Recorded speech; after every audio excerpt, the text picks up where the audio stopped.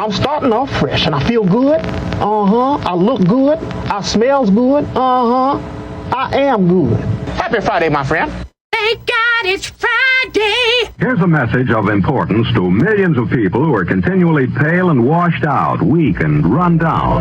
Doctors will tell you that these conditions are often caused by a deficiency of iron.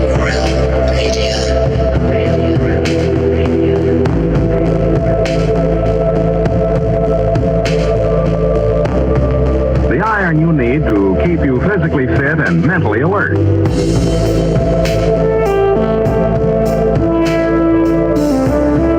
Medical studies show that 2 out of 3 women and many, many men lack the daily iron your body requires in a form your body can easily use and put to work.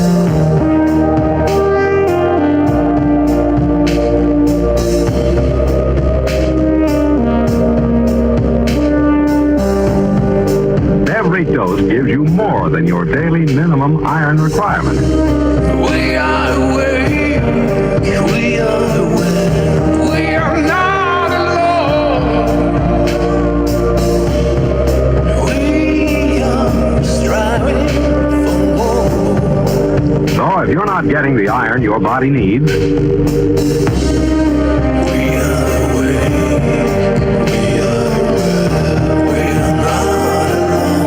feel weak, run down, and are easily upset, We are striving for more. start taking iron today.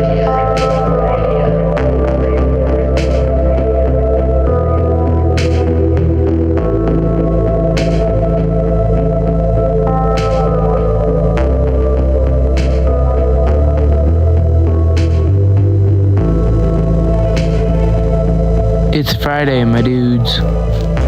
And to TGIF to you all. Happy Friday, everybody. Welcome to Have No Sphere. Right here on the Iron Realm Media YouTube channel. It's god awfully good to be here with you guys. Sorry about the wait. You know how we do. We're just trying to make sure all of our ducks are in a row and only bringing you the best, most highest quality production value here on the YouTubes possible. But by God, it's Friday and we're going to get started. Let's jump right in and say hello to Mr. Walter Johnson. You might recognize him from his channel here on the YouTubes as Flat Earth Head. Walter, how you doing, sir? I am fine. It is Friday. We're, like we do it. So I have cats approaching already. So that's going to be an interesting, already early night. Well, actually, no, it's not. It's about the time they usually start. So we're here. We have had Dolly twice now. Mm-hmm. So we know we can get him in the call. We know that much. We can get him in here. Sometimes we can hear him, or sometimes we can see him, or sometimes you'll have the correct name, but we can't seem to get all three at once. So all 3 of those things happen. We're going to get there, though. That's right. We have faith. If he has to time travel back to another dimension, and we'll get it right. We'll get it. But I'm fine. I'm here. I have cats, as you see, with the tail haste meeting. You come in over here early. All right, I'll turn off the background, and y'all can see her maybe. We saw her little tail move around. There she is. Pretty lady. So early kitty cam for y'all.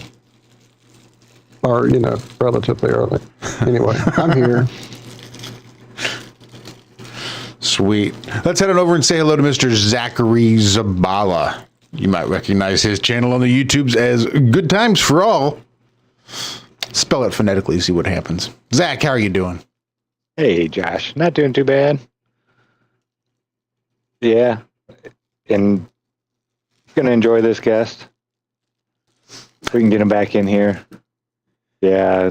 I mean, it's kind of average for Iron Realm, especially this is just how we roll. We take these kinds of punches all the time, and we get through it. So I think it'll be a good show. Yeah, it'll be all right. That'll be just fine. Now let's roll on over just a few feet away, actually. This is Cammy Nodell. You might recognize Cammy's channel here on YouTube. It says Aisling717. How are you doing, Cammy? My voice is gone. We used it all up in the pre-show. Doing good. Having a cup of coffee from my unveiling this from cup sitting in Liz's room in the corner. As we're waiting to get Dalo on the show, we have again had him multiple times, but not in the right combination. And we thought you guys could enjoy us trying to get him on the show too. It's Friday. We're here. It's Friday. Liz, how are you missing your room, Liz? I'm in the corner. You know where I am? I'm by the door. Getting ready to go to the rock show on Sunday. Yeah, who are you going to go see? Over tomorrow. Pardon? Who are you going to go see? Like progressive rock? What kind of rock show? Hardcore, heavy metal? Kind of rock show, death rock? The kind of rock show I go to, Catawba County Rock Gem and Mineral Show. We'll be looking at rock specimens and mineral specimens, and they're featuring this year a lot of things that glow or fluoresce, so I'm looking forward to it. Ooh, that's going to be here. exciting. I thought y'all were going to see a Blue Oyster Cult tribute band. Yeah. Nah, seeing my favorite kind of rocks. Look who we have here. We have you're a guest user. That's pretty good. It'll work. Better than being my wife. Yeah, there you go. No, Oh, good, I'm you not can your even wife. hear I am. Yeah, And we see you. I'm We going to see you, we disagree on hear that you one. now. Better than Here's the your other wife. one. Can you hear I'm us? not your wife. yes, I can hear. Yeah, she's way cooler than me. She's way out of my league.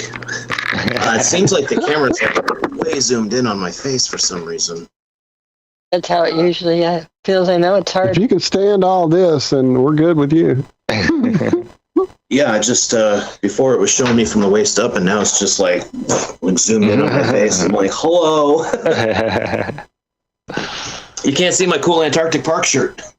Man, I had mine in my hand right before my shower, and I said, I bet he's going to wear his. So Yeah, mine's I didn't put slightly it out. modified. I've got the Alex Michael version. Sleeveless. Right. Oh, So howdy. I made it. howdy. Howdy ho. And made welcome. it. Thank you so much for having me, guys. It's nice to see you all again. Josh, I see you up in the corner there. Well, on my screen, you're up in the corner. Yeah, I'm around here somewhere. Thanks for coming. Thanks for hanging out. It's always a pleasure to have you come hang out. No, thanks for being patient while I figured out what was going on this side. Given my camera layout, I still don't fully know what's going on this side. I mean, we have patience because of the patience that was given to us. Indeed. Shout out to everybody in chat.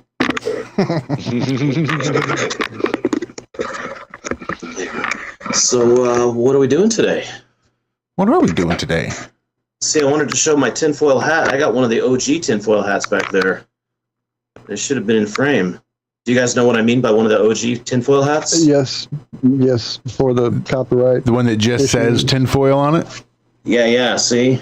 It doesn't have the or hat factory at the bottom. Yeah, that's awesome. Before they got their trademark, and they had to add those words so that they could secure the trademark. So I actually don't wear this. I still got the sticker on it. This is just street cred. It just sits on my shelf. That's awesome. That is awesome. It doesn't have. Oops, sorry. So have we checked in on everyone in North and South Carolina, Cammie included? I know I've been reaching out to her and a couple people I know in Florida and stuff, just checking in, make sure people have what they need for supplies, batteries, lights, candles, etc. Yeah, a lot of stuff is getting back to normal around here. Still a lot of houses being worked on, and there's a lot of stuff at the, up by the road. People are taking all their stuff and getting it out to the road. But it's amazing how quickly it's getting all cleaned up. Great. That's good to hear. And you guys have like power back to some extent? What's that? What's the infrastructure I looking think like? most people have power, but there's still like 30-something thousand people without their internet. Okay. But That's still besides better that, than millions without power. No, I'm not complaining at all. Yeah, that's good. That's a great update. Okay. That's terrific. Yeah, they've done really, really great. Well, it's amazing down here. A lot of people got out and just took care of like the stuff in their neighborhood, that was down in the road. So the city didn't have to focus on a lot of little stuff. They could focus on the main roads and things like that. 100%. Yeah.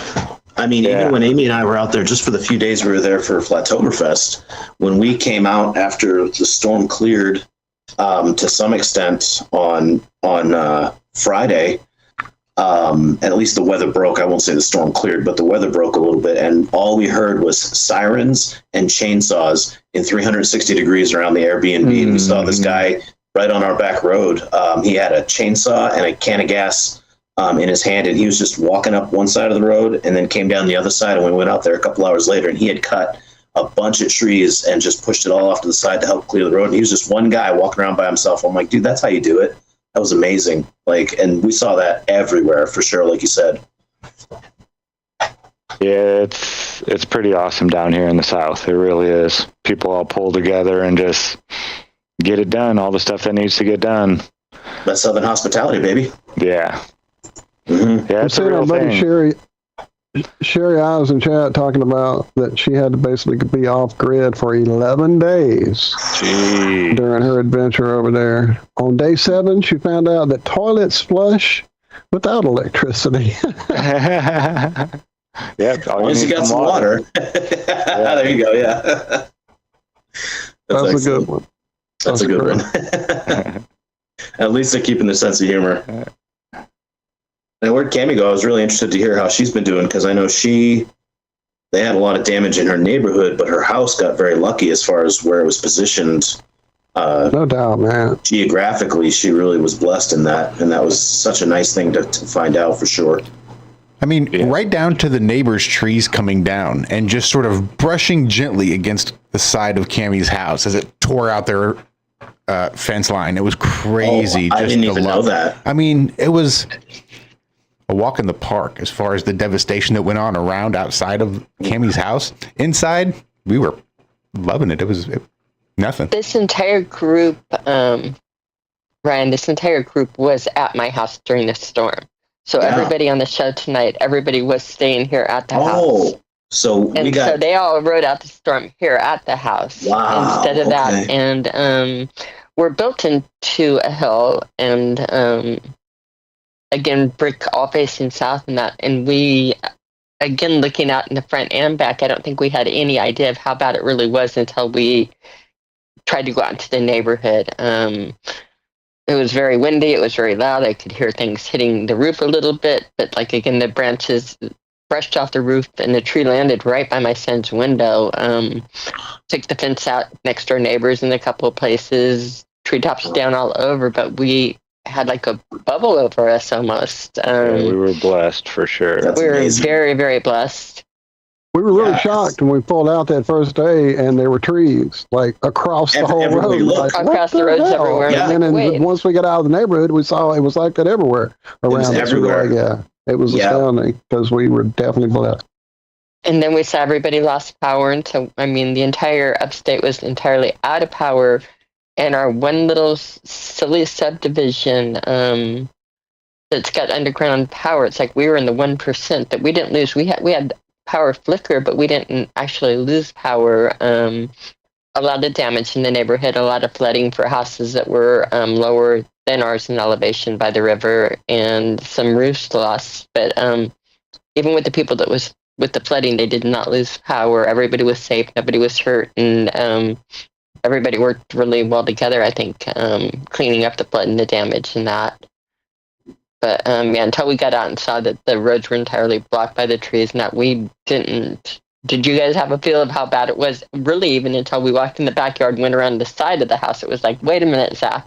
I remember telling him that. It was like, Zach, and we got something. Yeah. there's like a tree down like between the houses, and that we even missed again.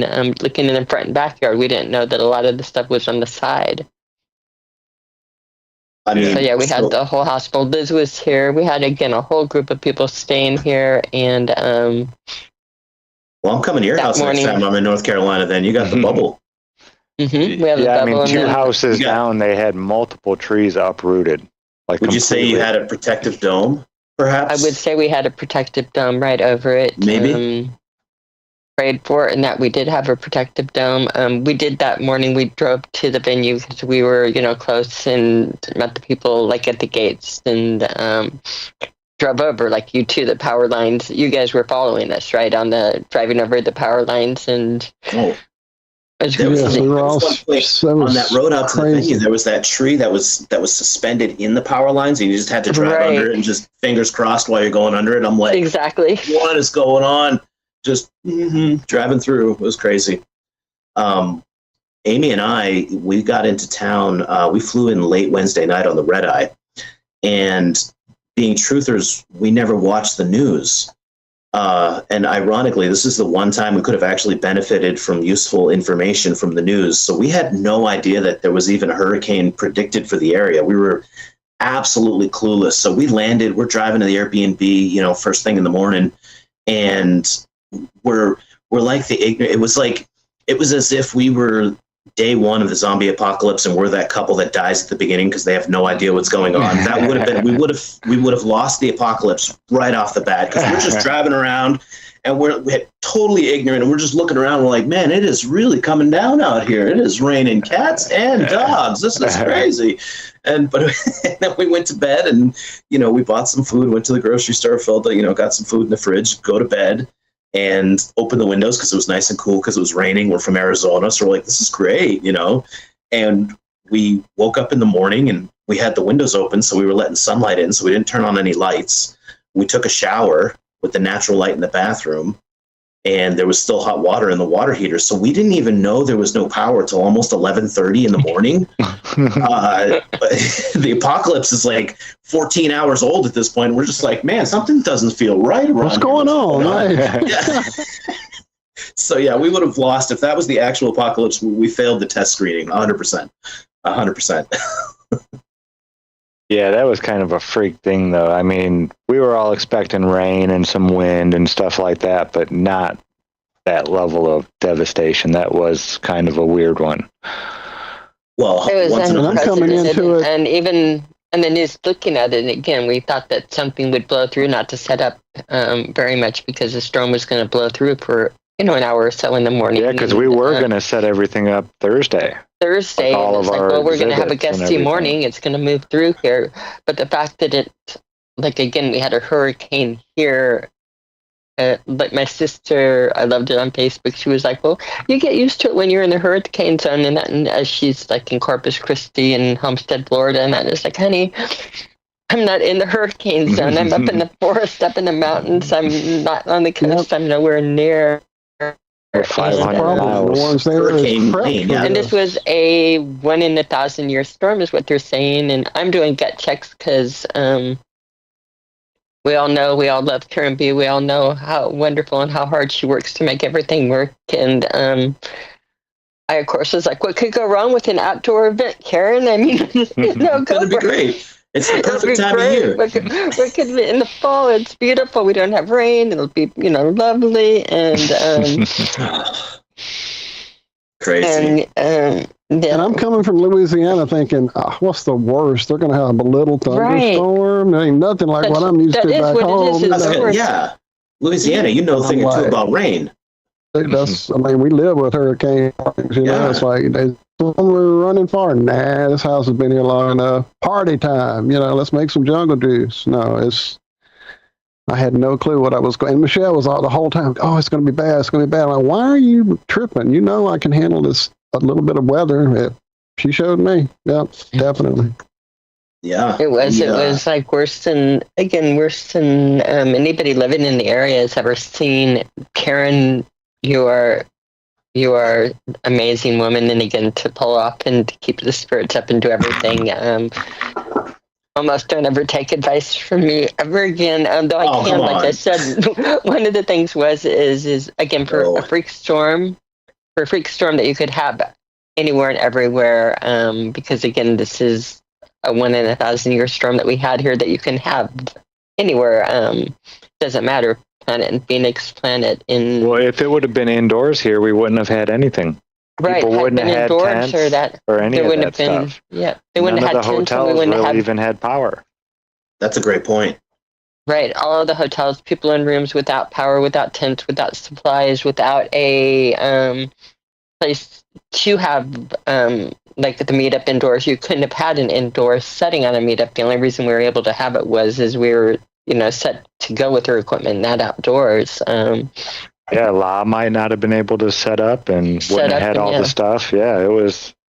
I mean, so also, can we pour one out for Dr. Law? Oh my gosh. Oh wow, yeah, Dr. Law, incredible. The man. He's above and beyond. And he does it every time. He's nonstop the way, and I've seen him do other festivals too. Again, how much he gets done in such a small amount of time and how hard he does it. And his inspiration to,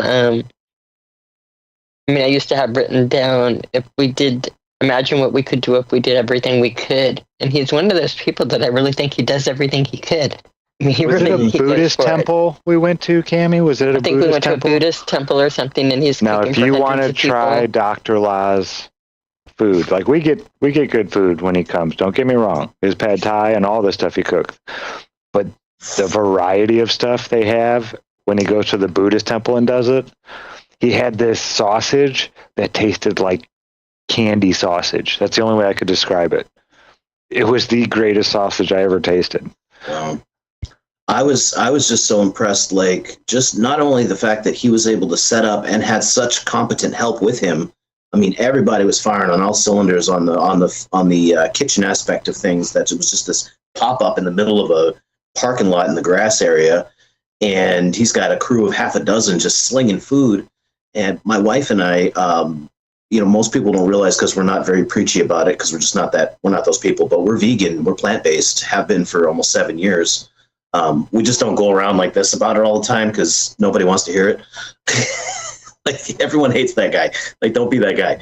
But I asked him on the chance, he had some pad thai noodle stuff. I'm like, La, do you have anything that's, vegan or vegetarian? And he's like, yeah, we'll do this. I can put this in the thing and throw that together. And I was like, seriously?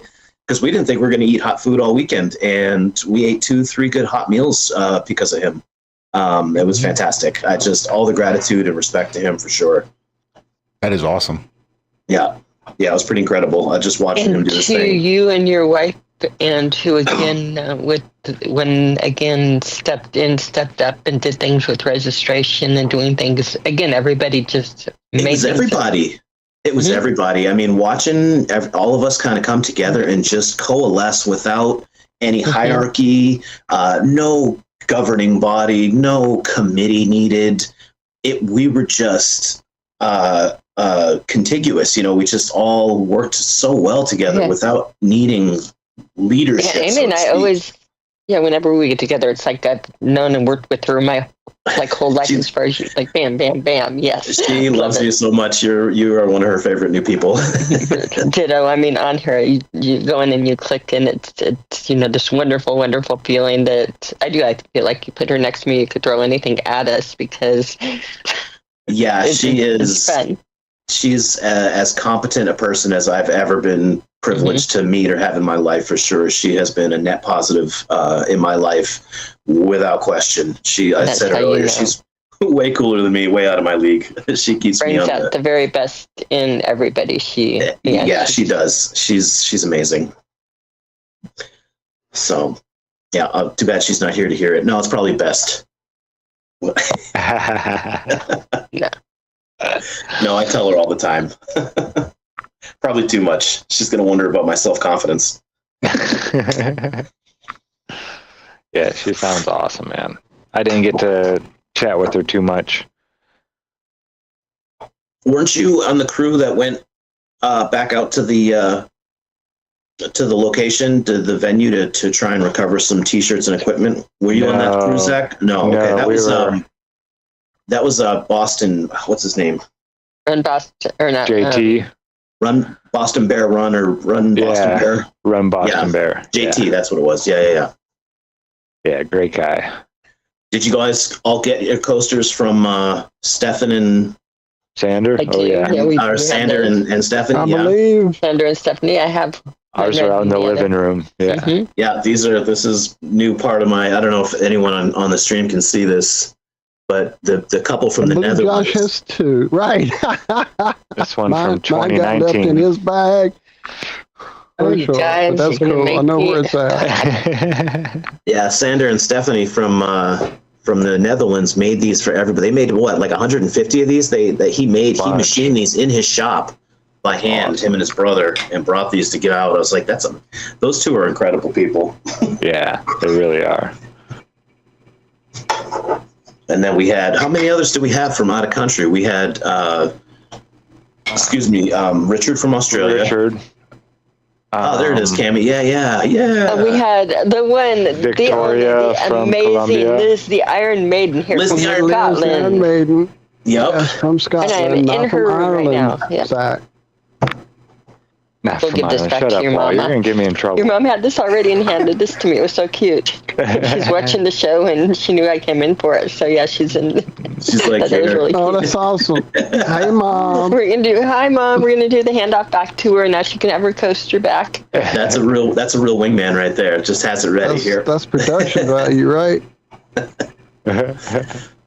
Yeah, and that was another thing about how this all Here you went go. down Now at you even found the other one in Flatfest my room. I have another second one too. Oops. was the people that came in internationally and expected to have a mattress and hot water and power and electricity. Yeah. And they flew 2,000, 4,000, 8,000, 10,000 miles and ended up hanging out in a grass parking lot all weekend and said it was the best time of their life. Like, it was crazy. It was insane. There's, I don't know, man. Something about these gatherings that The things that think it God matters had where. to do to make that happen, the things God required of everyone around us to make that Flattoberfest happen. Some people had to go through some real shit to get there, but man, it was an amazing, very magical time. Douchebag wrecked his car, and Is that a fact? Took him a week to drive home. fucker couldn't even get home. Tell me that did not happen, Love you, Walt. How did you Rico. leave that out when we were catching up recently? Right? No, it wasn't me. It was Rico Oh. there in chat. That's what he keeps saying every time he's in chat. He keeps saying, "Yeah, I heard some dumbass wrecked his car. Oh my God! Some mediocre drummer." Like, dude, he had a rough trip. I ain't gonna lie, but he survived. He definitely did. He's a trooper. got a story to tell. That's for sure. I mean, everybody does from that weekend. Yeah. Yeah, that weekend it definitely tested a lot of metal across the whole lot of us. I don't think like one of the- using this word, but I would say epic. That Flattoberfest. Yeah, one for the books. I think maybe the most legendary, just for the circumstance. Mm-hmm. It was just unprecedented. Like Cammie said earlier, unprecedented. Just couldn't see that coming a million miles away.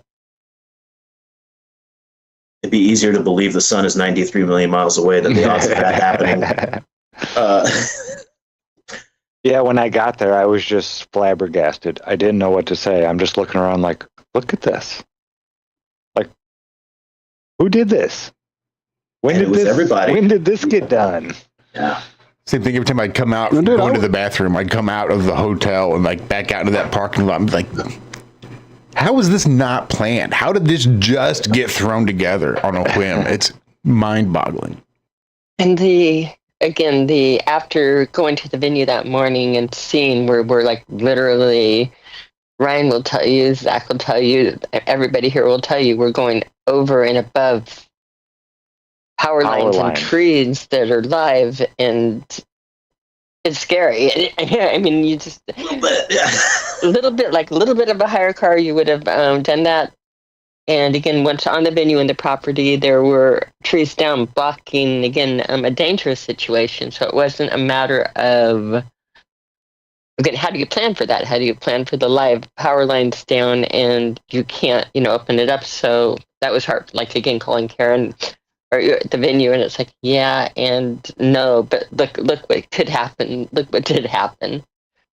So, again, the big shame is such a beautiful, beautiful, beautiful venue that, That's what Amy said when she went there with Ted and TJ to try and recover some stuff. She got an actual look at it, even when it was washed out. And she's like, I told Cammie, she's like, oh, now I see why you wanted to do it here. This place is amazing. It's amazing. It's magical. It has synchronized fireflies that reside there. And, no joke. again, the magic. I didn't believe it, but What do you mean by synchronized fireflies? like Go one will ahead, start Jack. blinking, and it's a different type of blink. I had to start researching fireflies after I saw this. There's 19 different types of fireflies in the U.S. alone, and they blink real fast. It's almost like real fast Christmas lights. And one will start blinking, then all of a sudden another one right next to it will in unison, and then you'll see these over here, and it's like they're all lit up at the same time doing this. Oh, Craziest Right, thing I and ever saw. They do it all 3D flashing around together. you. And Yeah. you're sitting So here you- thinking, no, somebody's strobing a light at you. And I it's was like, just gonna no, say, yeah. because they're in motion, and it's a magic. It's wow. Like, I didn't believe it, when I've they never told me. I I've was seen like, plenty of fireflies. I've never seen anything like that. no, there's only like 3 different Neither have of I. these herds that have ever been found in the United States. And this It's one very has rare. isn't. Yeah, and this Yeah, one and this isn't one really on isn't the map. really known. Wow. Oh, wow. But they're there, and the owners. See, are I there. saw a lot of Yeah. Grateful Dead shirts at this place. So I was thinking, these guys are just all stoned out here watching regular They don't know, fireflies, but they thinking. did But no. Not true. Like, okay, Really they're all cool. synchronized. Okay. Yeah, that's what I was thinking. I was like, no, I'm not Sure buying thing. this. I got to see this. Wow. That was the Wow, other thing that's about nuts. the venue, is like not only the synchronized fireflies and that, but the people that built the venue over the years with their friends with love and quirkiness and sculptures. And I mean, you feel like the entire venue is loved, cared for, and artistically just made to be as special as it can be. Like, bring out the special, like people see the wood and carve this, they see the sculpture in it and bring out the special, and it's groomed that way where it just really, really feels welcoming, magical, special, and I the was gonna say, string it has that running like and that. magical Yeah. energy to it. Oh man. Mhm. Like Well, you go there and you don't want to leave. You don't want to leave ever. well, somehow we managed to transport some of that over to the parking lot at the Hampton Inn, Yes. minus the fireflies. Mm-hmm. But we did have the fire thing. The what's that? Jack tried to make it Rubens work too. right. Pee-wee's The pipe. fire. What was it Yeah, called? The the- fire pipe that would show the music. Pee-wee's pipe. Rubens. It's a Rubens tube. Yeah, pipe. that was it. I'm like, yeah, the fire pipe. The Rubens tube. Yeah, That's that the thing. closest we could get to fireflies synchronized. Next time we have Next one time. of these get-togethers, I'll have it there. But I'm going to build a thing to block the wind. I have some plexiglass, a big sheet of plexiglass. Is that so you can get like taller tongues of flame and stuff? Well, no, just because the wind kept blowing the flame, and it's it wasn't working properly. And I'm That's going to have the good. right speaker hooked up, because that speaker was way too big, just way too big. Usually I take a small speaker and I put it right up against the membrane, and this one I had to have like feet back. So I know it wasn't getting all of everything that it could have and everything. I still thought it was pretty cool. Yeah. I It's didn't hear very, any very cool. complaints. Yeah. And running it, possibly extending and running it where we can run sequences and add it where, again, you can combine different tubes. And that Zach's looking at me saying, do you know how many drill bits I broke Making this one? making that? But 7, 7, 8. One every other hole. Did you use That's oil? how it was at the beginning. Did you use any oil on those bits? Or did you just Not at do it first. dry? That's how I was trying it. I got through like 5, through like 15 holes or something like that, maybe 20, and I was like, okay. You were drilling by hand, weren't you? Yep. Yeah. That'll do it. Done 3-in-1 oil. It started working a lot better after that. And then I only broke 3 for like 30 something holes. Yeah. Hard to keep that fucking drill straight. Yeah. A lot of them broke off right down in there because I'd be pushing too hard or. If you had told me you made that custom, I wouldn't have known. I would have thought that you had that machine for, like designed it or had it machined off-site or something. It's impressive. Yeah, it looked all right. Yeah, that was all Cammie. She made me do that. I didn't want to. You didn't want to? I was just looking at, I was thinking of making a real flimsy one, but I wanted one that was going to be able to, be able to withstand enough heat to not melt the rubber membrane on the end and to have it run for long enough. And it's a, I think, 1/4-inch steel, 4-inch pipe. So it was That's a big pipe, yeah. Yeah. It's a nice hunk of steel. And it takes a while to heat up. Mine's only 4 inches of glass. With what you can do with That's it, Bill Belichick. Visualize Bill that. Belichick. It is very cool. It's always very, very cool to put fire to anything and look at flames. But seeing resonance and seeing the music and the wave function and how you can apply it, taking it through the entire spectrum, visualizing sound, and again taking it through every different frequency. It's starting at the beginning. It's starting with do, re, mi, and a great place to start is starting to visualize what you see is unseen, but what you're just seeing through the tube is simply, as the music goes through the tube, your areas of high pressure is where you see the flames, and your areas of stillness or quietness are where you have the quiet areas of it. So you're actually seeing the actual wave, the wave shape and the waveform of the music. And the fact that it's fire, which is like so elemental to begin with, is just so cool. Like it's really right cool. that you would see it in fire. Again, demonstrate it in fire. You show your elements and of how connected it is to that ethereal element of how we're just connected to these elements, the ether and the system around us, that we can put the sound. Even in the Bible when it talks about the word was just spoken into being. Seeing things like that is like let there be light. It's just really something. It's like, okay, maybe. In the beginning was the word, the wave function. Well, that's why I want to do Star in the Jar so bad, because that's let there be light. With you're taking sound and making light happen. I've seen some of those demonstrations. That's wild. Yeah, just beautiful. Fun geeky information. Yeah, fun geeky information that we have to do there. Because in the beginning was the word or that. There is a word gamut. You've heard it runs the gamut, meaning like beginning of it. But if you look at the word gamut historically and etymology-wise, it actually has a starting point, and the starting point is base G, the lowest note that man can hear with their ears.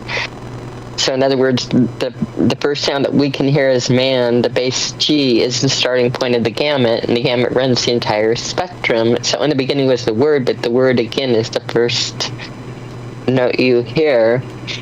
It's my guess for the G on the Mason board where they do God, and that to me it's like almost like they're talking. It's almost an instruction manual. It's a sound, yeah. It's a sound. It's telling you. It's giving you instructions. You run it through the gamut. You run the entire frequency through it. But that's a whole other discussion. But interesting. Fun. But that's where he's getting with on showing the Rubens tube and showing. Again, reality, what you're looking at, and demonstrating what some people say are the woo-woo, the unseen. What most people will say, the woo-woo or the unseen or the magical, are we're just not looking. Our eyes might not pick it up through these filters, but there are ways for us to see it and bring it into our focus. Well, isn't it suggested that, and don't quote me on the numbers, but that while our eyes can take in a certain amount of information, up to, they say, 4 billion bits per second, but our mind can only consciously process like 2,000 of those pieces of information at a time. And so that reality is happening around us all the time on All of different the light frequencies, sound frequencies, all, even maybe physical frequencies that we're just not vibrating with. There could be something standing right next to you right now, and you couldn't touch it, you couldn't feel it, can't smell it, can't see it, nothing. With you, yep. Yeah. And the again, eye sees it because it has no judgment, so it just takes, like a camera, it just takes in all the information. But until it runs through the processing center of the mind, you don't see any of it until the brain decides what you're allowed to see, basically. Exactly. And they've done all kinds of tests on that. A small little piece on it, where again the piece is a lot bigger. Go ahead. They have done a lot of tests. they say that your brain will fill things in for you.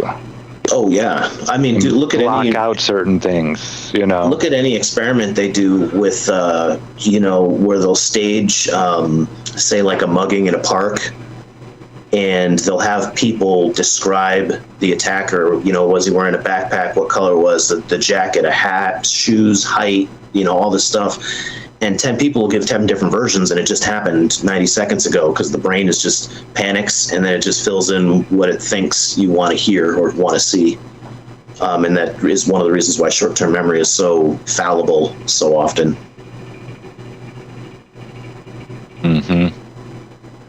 That and people are really tuned into not paying attention. You have to stop, think, listen. What is that? Stop, think, and listen, or stop, listen, think. I think it's stop, drop, and roll. Stop. No, that's fire. What is it? Isn't it stop, look, think? I think so. It's a website. It's an important Stop, website. drop, and roll. .com. Wait, yeah. That's one too. That's the instruction on the fire. Quit trying to trick me late on a Friday night. And I know you think it's not late on a Friday night, but only you can. I remember I'm your little old lady on crew. Right. Somebody's got to do the role, and Yep. Yeah. Smokey the Bear says. Smokey the Bear says. Oh, is that one of the new? I'm surprised that nickname hasn't been taken yet by all of Owen Benjamin's bears. One of them's got to be Smokey at this point, right? That seems like it's just sitting right there waiting to be taken. Give me, right. That's the give me, right.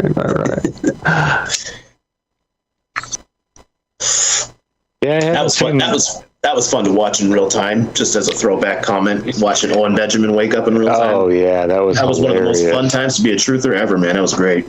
That was the only Glober I've ever enjoyed watching, because he was like honest about it. Yeah. This can't be happening. He was so mad. We got 2,500 people in here. This is like an auditorium, and none of you can give me one proof for the globe. Are you serious? Yeah, he was like flipping out. I can't be a flat earther. Yeah, classic. I just can't be a flat earther. I don't want to be either, but we all are. It's like, yeah, neither did we. We didn't plan. It wasn't like we heard flat earth and thought, maybe they're onto something. I thought, these are the dumbest people in the world. Flat earth? What? Are you serious? I had an unfair advantage because I grew up as a Jehovah's Witness, and so they, on the one hand, the organization that runs that company is a nonprofit organization, not a church. But the people that are in that religion are genuinely kind, good, self-sacrificing. Oh, yeah. People. In fact, they say it in their publication, they put the truth in plain sight, TIPS, truths in plain sight, those tips, where they literally teach us how to seek out sheep-like people. To join the shepherd and join the flock, but they're really telling you they're looking for sheep, like right out there, Yeah. But the way that they couch that term, it makes it all sanitize it. It becomes very approachable. But they do have fantastic research techniques. As long as you're only using those techniques on the books they provide, the literature they provide. But as soon as you have the crazy idea to take those techniques and use it in some books outside of the approved reading list, you might learn a couple things. And I actually researched my way right out of the religion using the techniques they taught me. So that was a little bit of irony. I was like the Donnie Brasco of Jehovah's Witnesses. But as a result, I had already rewired my brain once to re-enter the world because it's such a cult. It really is in a lot of ways, the way they isolate you and stuff, and other things I could get into for hours. But, entering into the real world was very much like Neo in the Matrix before that movie came out. And so when I saw that movie in theaters when it came out, I had been out of the witnesses for maybe 3 years. So it was still relatively new. The snapback, the recidivism rate for Jehovah's Witnesses is really high. They can't make it in the real world, and they end up going back because it's so difficult to acclimate. And I saw The Matrix, and I related so much to that character. I felt like I'd already been through that rebirth process trying to make it in the quote-unquote real world. And then 9/11 happened after that, a few years, and that really started waking me up to secular truths, not just spiritual ones, and then Flat Earth came along. I stumbled across Flat Earth when I was brushing up on some 9/11 stuff, just for old time's sake, watching some old videos and just brushing up, making sure I'm still limber with all my FYIs and did you knows. And that was back when YouTube was still suggesting content. And I landed up on a I think it was a Feed Your Mind video of Flat Earth, and I spent the next 3 hours watching that because I had already unwind my mind and rewired it twice. Flat Earth came pretty quickly to me as far as like my mind being open enough to explore. I didn't decide it was Flat Earth in 3 hours, but within 3 hours I had already checked off enough boxes and validated enough things to be like, all right. I was like, crap. Here we go again. Yeah, here we go again, man. Golly, golly, no. I thought I had all this shit figured out, damn it. Yeah, it's like, no. Here we go again, man. Another driver on the block. Unbelievable. So it's like you said, Zach. Like nobody wants to. Like even a truther doesn't want to because we feel like we already did the work, and it's like I got to start all over again. Like I have stuff to do.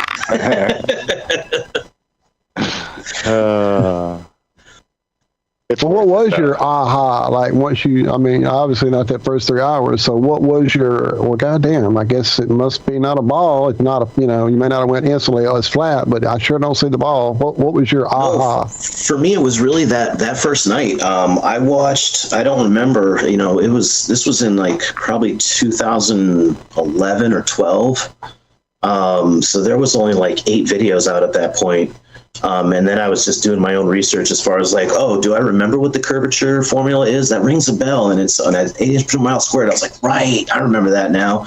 I was kind of a brainiac in school because I was Jehovah's Witness, so all we did was study. Like school was easy compared to what they put you through, relatively speaking. And so I had a lot of scientific. I was a nerd and a science nerd, but I also loved sci-fi and I loved NASA. So I had a lot of those facts. Dave Weiss says a lot that most people don't know the distance to the sun, the circumference of the earth, the curvature of this and that. And I actually did know off the top of my head a good 70% of that stuff already. And so I was able to just use my own mental Rolodex in real time while I was watching videos and comparing it to what I already knew to be true. And a lot of it, I was like, that's a good point. Actually, no, he's right. That is the thing. I never thought about it that way. That's very interesting. And I just kept saying that, like, that's also a good point. I never thought about that. Like, no, yeah, that's the thing. But I never thought about that. And so I started thinking about that and just kept thinking about it and double-checked, got to my Google machine and double-checked my numbers, and I was like, holy crap. Oh, crap. Yep, here we go again. And but then it was constant searching, like, I want more, like, which directions, who's thinking of stuff that I can't think of, because I can't think of everything, nobody can. So, and to see it kind of explode the way it did right up till 2017, and we had the adpocalypse, and the way it was just exponentially, like when Mark Sargent used to have his Google counter on the show, showing Google search results of mainstream things versus Flat Earth. I think that was like almost a game over for us, because they were like, whoa, this guy's starting to keep track of the numbers. We got to do something. Pretty sure we all feel that way to some extent about how and when and why that all started to happen. I think it was a good thing, though, really. Yeah. I think it was starting to grow too fast.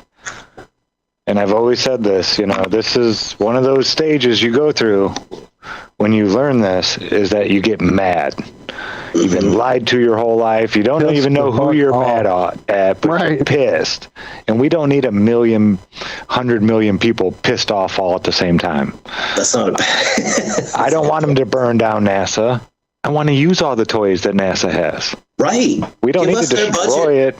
Give us their daily budget once. Not even. I once don't a even need year. their budget. I just want to play with the toys. Just they the got toy, all the that's right. stuff there. Yeah. Yeah. 100%. Figure out some stuff. But yeah, a whole bunch of people mad all at once would not be a good thing. I think it was a good thing that it slowed down. That's a valid point. Again, the Men in Black quote, that everyone loves is, 500 years ago, everyone knew the earth was flat, and that whole section. But there's another section during that same scene where he says, why not tell people are smart? And he says, no, a person is smart. People are dumb, panicky, dangerous animals, and we know Dumb, it. panicky, dangerous animals. Yes, sir. No. So that's a really good point. Because a lot of people either don't want to hear about this, or when they do hear about it, can't handle, have a difficult time. Like you said, they get frustrated, angry, feel betrayed or lost, or maybe even just a little hopeless of man, if everything is, do I have any control over anything? And that's not a good place for anyone to be in without, someone maybe to be there and be like, it's going to be fine. You can still enjoy all the things. You're just going to look at things a little differently and have that guide, that's, I think, the hard part. Mm-hmm. Or part of it anyways. Yeah, absolutely. Josh, you smoking a bowl and a joint? My man. Yeah. I'm easily distracted. I get bored. Double fisting. My man. I saw him smoking his pipe and I look over and he's just casually, and I'm like, is he just, he's just double dipping over there. Okay. I got my dugout too, just in case. Shout out, Cammy. Nice. I got the coolest thing a little while ago. I don't use it too often, but it's a, have you ever seen a glass blunt? Yeah, the blunt. Yeah. Yeah, the glass blunt where it's got the It's auger got a bit little on the inside swirly of thing it. in it. Yeah. I've seen them. Haven't played with one though. Does it work like they say it will? It totally works, but it gets dirty fast and you got to clean it frequently. Right. So there you go. it's kind of like special occasions, like break it out on 420. That's cool, but it's not for daily use. Really practical. I'm old school. Just give me a pipe, and I don't need shatter and just some dabs and gimmicky bullshit. It sounds like. Yeah, just give me some bud, man. I'm Gen X. I don't even call it flower. Like, they started calling it flower after a while, and I was like, when that started happening, I felt it was almost like a Mandela effect. I'm like, why is everyone saying flower all the time? Well, call it bud. This is bud, right? Nugs? No? Is it just me now? Dang it, again? I'm feeling old. No, I don't feel old. I feel like go fuck yourself. They changed, not me. Is that what being old is? Don't feel old. Yeah, Walt's like, yep, that's what being old is. These kids today with their crazy music, I don't In my day, we had real music. Guitars and drummers and stuff. Not all this electronic bippity bops and blippity bips. Even the fast rappers rap slow. Oh, don't get me started on rap, man. Ugh. My brother and I did hip hop for like 15 years back in the day. Really? And never made $1 doing it. We just liked doing it. And I gotta hear the tracks, man. Was this like Jehovah's Witness hip hop? Is that what this was? No, this is way after. Can you imagine? Right? That would be heavy, that. That'd be great. No. Have you ever heard Rapping for Jesus? Oh, yeah. Okay. Walt almost spit out his coffee. We introduced him to that. I had never heard it. I was blown away. I'm like, oh, how did I miss this? Yeah, that was great shit. Man. And Cammie did some research on that. That wasn't even a real church or anything like that. It was a skit. Really? Yeah. I would believe either one. Yeah, I would have believed I it. can totally see a community church being so tone deaf that they think they were doing the right thing doing that. And they're like, no, this is coming from the right place, so it's going to be fine. No, it'll be all right. Totally see it. Which, if it was a skit, that makes it a brilliant skit because it was totally believable. Yeah. That's what I 100%. thought too. Is like as far It as was the so parody, wooden. Yeah, and it was. they did it really, really well for it. They did try to research, and the church did not exist in that. And again, the way where they built the website for the church, and even the person that did it, that was like just months before the video was released. And the church supposedly closed in 2004, but the website was produced in 2013. Or, in other words, the timing and things like that did not work with reality. If you deep dove, but again, they did a good parody and a good skit, and they even made it that you could, like, search it. And they went to great extents to make it good. I mean, I give them props on doing the little things, and I even give props on, like, again, with the controversial, that you would want to probably do it in an anonymous thing because it was funny as hell, but some people might not have thought it was funny as hell. And Oh, indeed. oh, indeed. So, yeah, I call it a brilliant viral video, and again, the right amount of for parodies and that, like that one. And I love, of course, my favorite social media Rhapsody, which I'm sure Zach has played for you. Which one is The that? drama. You guys might know. I'm not familiar. I know I've heard it. Now I want I to don't know. think we can. I don't think for sure we can play it on here. Right, of course. Because it's done to Bohemian Rhapsody, but Now he remembers. done so Now I very remember. well. Yep. As soon as you said Yeah. that, I remember. What is it? It's called well, you can bring up the link. It's called I think Social Media Rhapsody or Social Media Brawl. I Okay. passed it around like years ago, and I know my friend Dee Dee like saved it and rebroadcast it on her channel, but it's extremely, extremely, extremely well done for a parody. One of the best ones, and this one saves my sanity a lot. Just being a content creator, doing things on YouTube and that you just have to step away and watch the video because Is it Opinion Rhapsody Social Media Brawl? Does that ring a bell? I think so. That's the one. I think that is it. That sounds so right. Yep. I'm gonna send my wife and I send each other stuff throughout the day to our messenger chat, and then we watch them together at night. Spend a few minutes hanging out This with one each other. is definitely worth watching because again, just being on YouTube and everything, it just puts things in perspective so well, and we take ourselves pretty seriously sometimes, but Well, and parody when it's done well can really have a powerful effect because it's such a familiar tune that it's easy to get the new lyrics stuck in people's heads like a brainworm. And when it's well thought out, parody. There's so many crappy parodies and attempts at parodies. Ever since Weird Al kind of went mainstream, the pool has been thinned a bit. Everyone on TikTok thinks they can do a parody, and it's like everyone should try, but not everyone can do it well, for sure. And so when it is done well, it can be pretty powerful. this one I think is done about as well as they get done. We're gonna watch it tonight. Yep. I will get back to you on that. Mm-hmm. When we won't get dinged for a copyright strike on the stream.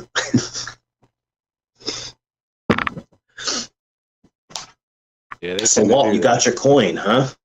I did, and I mean, other than sky's the limit, I'm pretty clueless, my friend. I have tried. I will say I did see a video earlier today that our buddy Zombie Snoop shared with us from I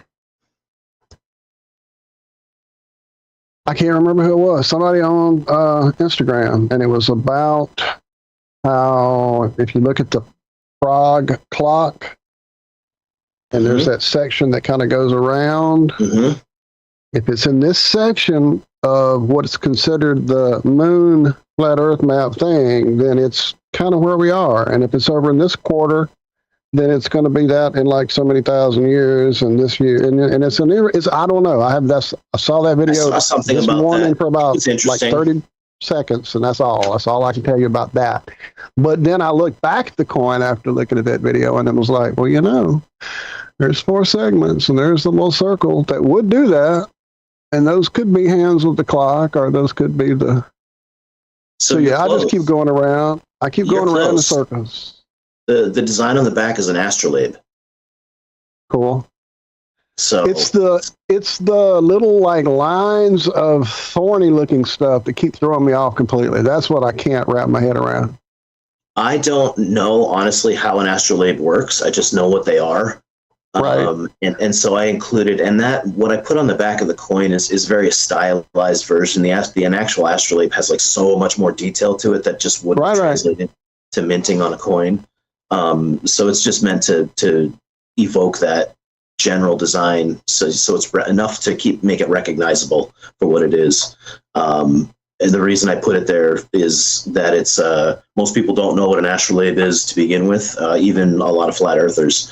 But really, it's one of the oldest computers. It's one of the oldest computers made. It's a manual computer based on flat trigonometry and flat math that you can determine.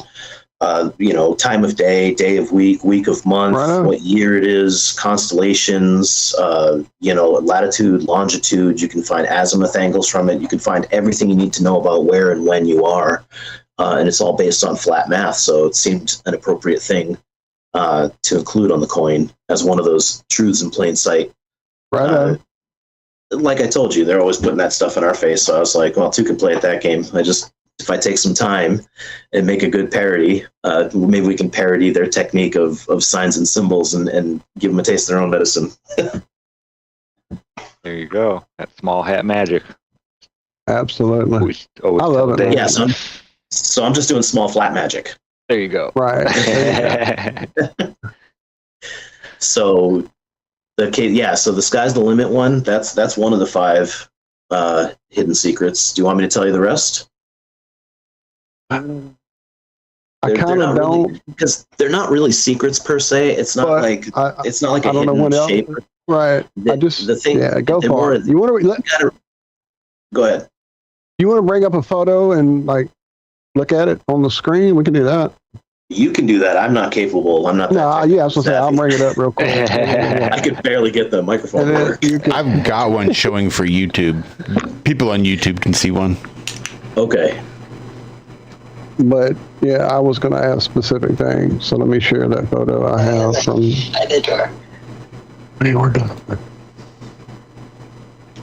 Oh, it's a Telegram. That's right. Let me stop sharing. Sherry Ives says flat magic is her new password. Flat girl magic. Did you get that reference, Zach? Oh yeah. All right. Oh, God bless the MCU. Okay. How the mighty have fallen. Okay, so do you see my screen and my? Oh wait, I picked the wrong picture. That's fine. We'll see it. Oh, that's cool. You got that cool border on it, man. That was me starting an attempt at doing a thumbnail earlier. It's a whole thing. I'm going through some issues, and so. Well, I'll send that to you. You're welcome to use it for whatever you want to use it for. But yeah, so on the backside here. Yeah.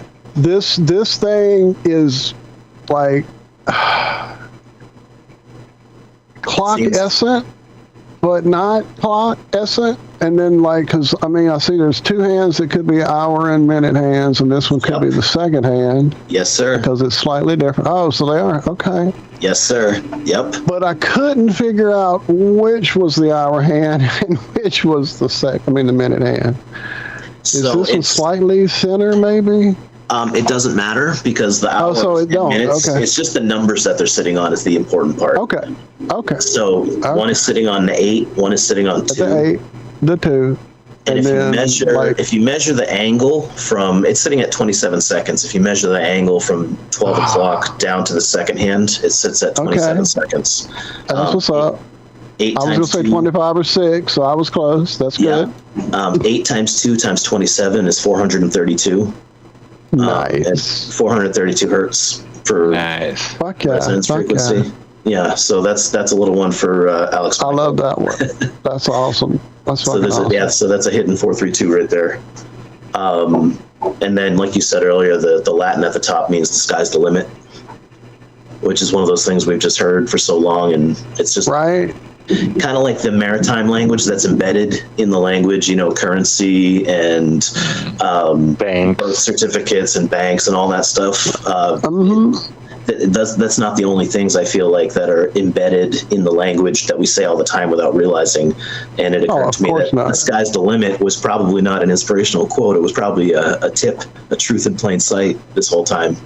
Well, I can remember even asking, because I always would ask about origins of whatever phrasing, because my mom was, just as colloquial and down the country as you can get. She would always have interesting little sayings she grew up with, and I can remember asking her. So the sky just goes forever. Space goes out. So what's the limit? I don't understand that. And she was trying to explain it as this whole it's unlimited. That's the point. Da da da da da. But yeah, I think it's really the secret hidden in plain sight.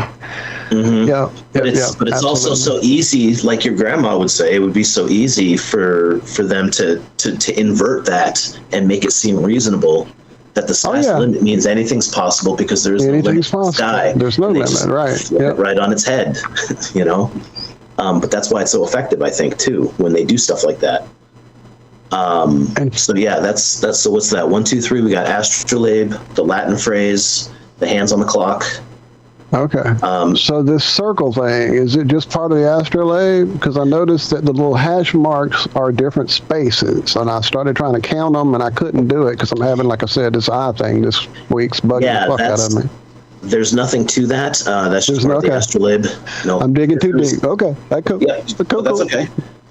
There's only 5. And then again, the thorny things just kept distracting me in that, okay, are these shapes? Is it negative space? I kept trying to work them into continents. Can't make it too easy, right? Right. I kept trying to make it I don't know. I would count the thorns, try to make the numbers mean something. The little, and then I also noticed how it's actually part of the outline. That just may be part of the die stamping process, but you see what I'm saying? How it behind the astrolabe, it continues like it's all one continuous thing, and I'm like, what the fuck is this shape? And then I finally saw the whole shape almost looks like sort of maybe a winged thing, and then I was like, well, maybe it's flames, and this is some kind of phoenix. Man, I've been all over the place. You were all over the place. I mean, good for you. Thanks, man. I appreciate you putting that much effort. Oh yeah, dude, I love this kind of stuff. I grew up on I always loved puzzles as a kid, Brown and puzzle books and illusion books, and they probably got 10, 15 behind me that I kept since a kid. So this was I couldn't wait to get this coin in my hand. I had looked at it just in passing online, but I wanted to have it and just dig into it myself, So yeah, I've been digging, but I've kind of hit the wall at this point. I can't dig anything else out of it. Part of the design is I wanted to simplify it to make it so that I could get it minted into the coin without, losing too much detail. But I also wanted to have enough detail where, just like with the quote unquote authority with they have all these seemingly complex and convoluted things, but once you understand their code, it's very simple. Now that we watch TV the way we watch TV, we've with our glasses on, our they live glasses on, and we see through the code. It's very easy, once you know how to watch it, once you know how to look at it, once you know the code.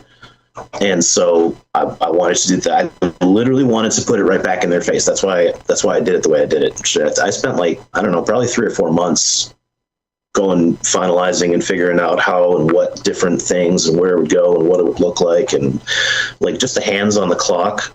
There are multiple options to get 432 divided by 3. There's a lot of different factors, but then I had to plot those on the clock to see what position the hands would be in and whether, and how it would affect the rest of the design. And well, a lot of them landed on the 9 and 3 or the 6 and 12, and then that would hide the cross piece in the background, so you wouldn't be able to see that part if the hands were in the way. So I had to have the hands in a position that would actually still display the astrolabe behind it, because it's kind of a clock overlaid on the astrolabe, because an astrolabe does have 3 hands on it that are similar to a clock. So that allowed me to, the outside border, all those bullet points are representative of the clock positions. And then the centerpiece inlaid in the middle is the astrolabe, but the hands are the thing that connect those two images together because they exist on both in the same position. Right. So then the other clue is at the bottom, then where it says Iron Guild. It's something I've been putting on my Facebook posts, anything that's truth related, not necessarily just flat earth, but anything truth related. I put hashtag Iron Guild. Because, medieval times, as far as we can tell, back then they still knew it was flat. And my wife and I go to Renaissance Festival every year and do the medieval times thing, and we dress up as pirates, and so we just changed it to being time pirates, and we created these characters that are on a mission to stay in the 21st century until we correct the forgotten past or forgotten history, because we're shocked to find out the current state of science. Current state of STEM in general, science, technology, engineering, and mechanics. We're like, what has happened? We figured out time travel 700 years ago and started, and we gave, because we understood everything, and we've regressed how much in 500 years. And so we're going to stay here till we fix it. Was the idea behind the characters? Their names are Captain Axiom and Lady Nexus, and so I named their. I don't know I haven't decided if it's the name of their ship or just the name of their group that travels through time, the Iron Guild. But iron on the periodic table means is Fe is the symbol for iron. Mm-hmm. And you know that because of what you named the channel. Well, Josh, you guys know that. Absolutely. And then guild would be a medieval term for a club. When in medieval times, a guild would be a club. And so Iron Guild means FE Club or Flat Earth Club in plain sight. That's what's up. So that's awesome. Yeah, and then the last one is just the Gleason map on the front. That one's all by itself because that's that now iconic image.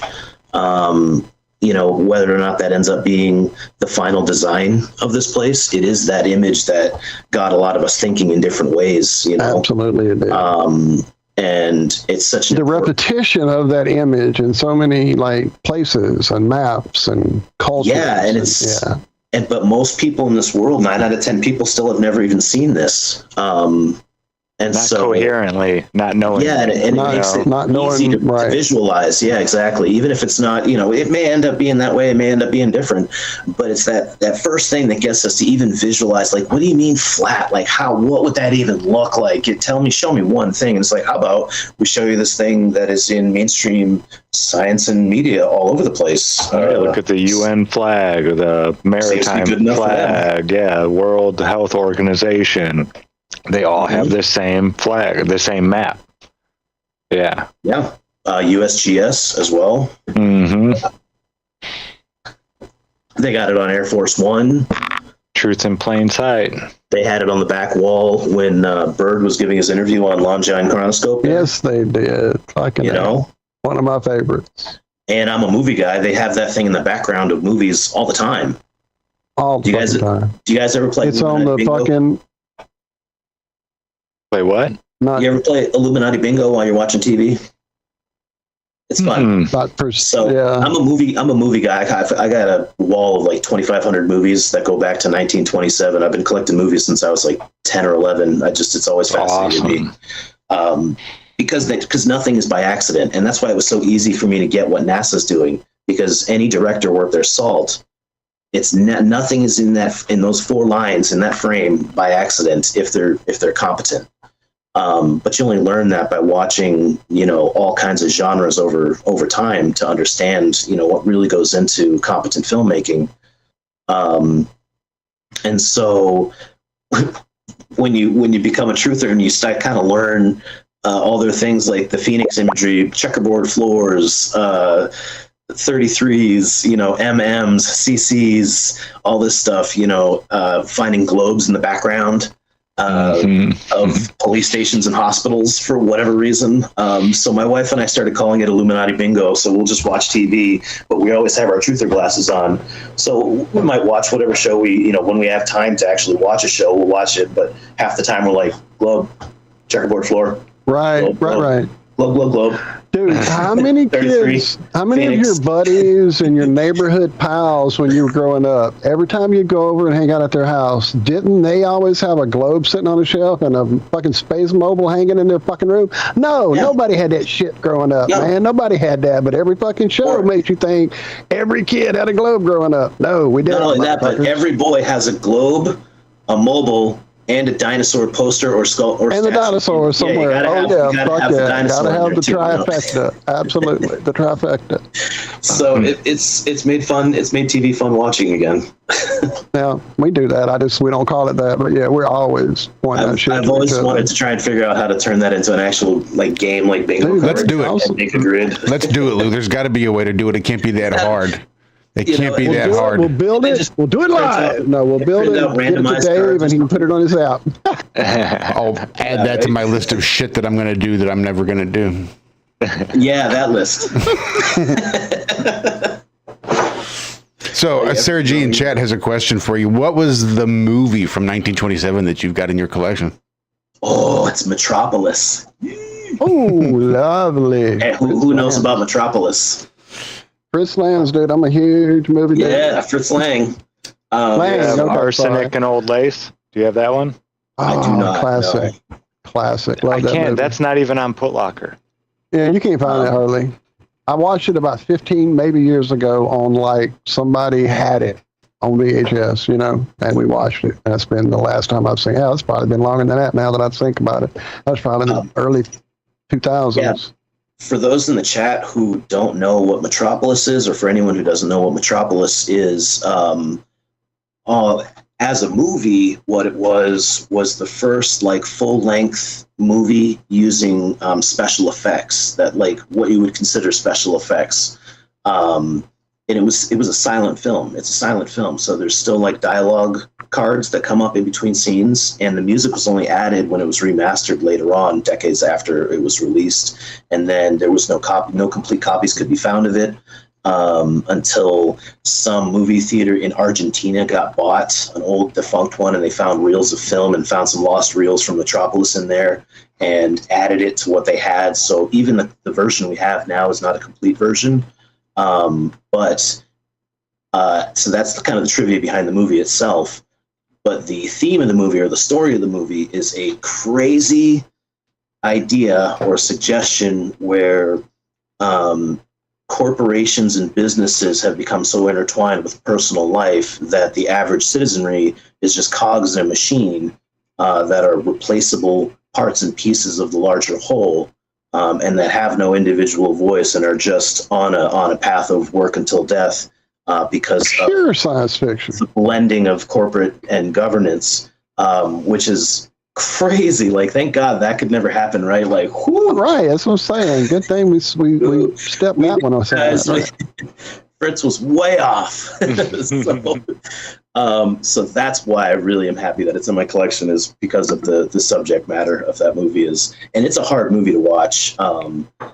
No, it's difficult. And going back to it, And it's like not it's got because a it's- lot of it's not because architecture that's very it's a gorgeous movie. Tartarian. Right, it's That- so great. Some of those It's a matte gorgeous paintings movie. are It's just hard to fucking watch because amazing. it's a silent film, and so it's literally hard to watch because our attention span is so short anymore. That we're like, Oh yeah, here's one I remember. Here, let me show everybody. Hang. If I don't get us a strike, I hope, just for a picture. This one especially. Oh, I had it open out. That's very Tartarian, old school looking like that. Could you see a blimp parked right off to one of those little points? You know what I this mean? high tech blade mixed with Mhm. old, you know. Mm-hmm. Yeah, it's a pretty beautiful movie, and at the time, I think it also had the world record for the most amount of extras on one set for one scene, for a scene towards the end of the movie, for the uprising or something like that. I think that's the scene that had the record for the most amount of extras. So the movie was pretty groundbreaking for, like, in a lot of secular ways as far as what it did for film in general. But like I said, plus the storyline is just so it's predictive programming of the highest order. Truths in plain sight. TIPS tips. That's awesome. Yeah. Nope, I've never seen that one. I'm gonna have to try to catch it. I found Arsenic and Old Lace finally. Yeah, if you've never seen that one, it's great. What is Arsenic and Old Lace? I've heard the title, but Fucking hilarious. Yeah, it's a comedy. Fucking hilarious. What year is it Too from? little of 1944. Don't even spoil any of it. Just let him watch it. Yeah, I Don't won't trust us spoil on it, this one. yeah. It is Yeah, so no, great. that's like you had to say 1947 and 44. Yeah, 44. 44 comedy. I'm Yep. in. I'm in. Enough said. It's hilarious. I forget the guy who's in it too, but he was a big actor back in the day. I'll look it up on IMDb right now. I'm such a nerd that I found IMDb. I was like the 12th user of IMDb. And I didn't even know how to use a computer, but I was like, internetmoviedatabase.com. It wasn't even abbreviated back then. I was like, click. I was like, did I just find my Shangri-La? This place is awesome. Trivia listed for me. I don't have to do my own research. This place is awesome. I'm staying forever. Yeah. It was the same with Netflix because they had such a wide foreign film collection. Dude, Sarah G and Chad just said that you used to be able to get Way back in 1920 the day, movies man. from Yeah, they Netflix had- in the mail, right? That little When envelope. they weren't Fucking A. mainstream and they didn't have access to the big movies because they weren't big enough, so they just were pulling So they were movies doing from any anywhere they fucking old could. thing. Yeah, it was. I love that And it's era. like That that's was my great because I've favorite seen all the Netflix movies era. America has to offer. They're all the same. Like, you know, you've seen one, you've seen the other 10. Like, you can move on quickly. But foreign film has so much more to offer as far as like unique storytelling methods and stuff that really get your brain thinking. That's good stuff. Arsenic and Old Lace. I'm looking up Arsenic and Old Lace to find out that actor. I'm guessing Cary Grant. That's what Liz says Oh, in yeah. chat. Liz says Is it? Cary Grant. That's yeah, it is. Okay, I'm just gonna guess if it's the 40s. It's probably Cary Grant. Okay, and Frank Capra directed. Okay, I'm in. I can't. Yeah. I Can't can rent it remember from- my mom would wake me up to watch this at night every time it would come on. Like, that's where I got most of my love for horror movies. Is mom either being too scared to watch the horror movies, so she'd wake me up, or want somebody to laugh along with her for the comedies, and she would wake me up. Or I'd usually just be up because I was always a night owl. So, but yeah. And if it was Hitchcock, I mean, yeah, that was an instant wake up, or something with Vincent Price, or. It's all good. I took a film study course, or just a class. Really, it was like a semester class in 9th grade or something, or 10th grade. I was just trying to fill some credits and fill time. I couldn't get out of school early because I took the bus to school. I lived like 15 miles away, so it was like I had some time free, but I had to fill it with something. So I was like, I'll just take a film study course. That'll be a sleeper course. Mm-hmm. And it was awesome. I loved it. I was like, this is so cool because you learn how to watch movies. Not just watching movies, but how to watch them, paying attention to the angles they use, the colors they use for different characters, the way they frame characters. If one is bigger in the frame, the long shots,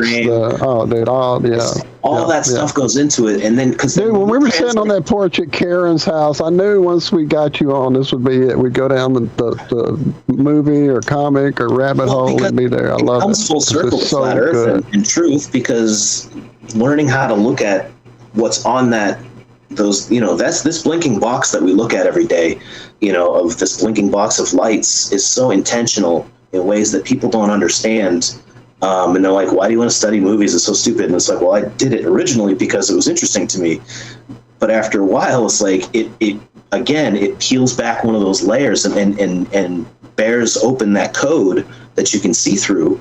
They're like, oh, they're filming this way at that angle while they're asking this question using those words and that tone of voice. Like, and it exposes it because, broadcast media is amateurs compared to an actual, film auteur, a really good director or photographer that knows what they're doing, regardless of what country they're from. They really know how to tell a story with pictures. And Sergio Leone. But ABC and Fox and CNN, they're amateurs. Like they have no idea. But because people don't understand, by and large, they're able to get away with it. And if people knew how to actually watch movies and watch and analyze images and film, the code would break so much faster. It really would. Even without And knowing to go about back the 33s to and the these- Phoenixes and all that stuff, you wouldn't even have to know Right. about that stuff. You could just see the bias in the way they film it from the angle of the questions they ask. You know? This is the joy of that flicker rate, though, isn't it? It just drops you right into that hypnagogic state where you don't have to fucking Absolutely. analyze shit. We'll just sit here and absorb everything all at once.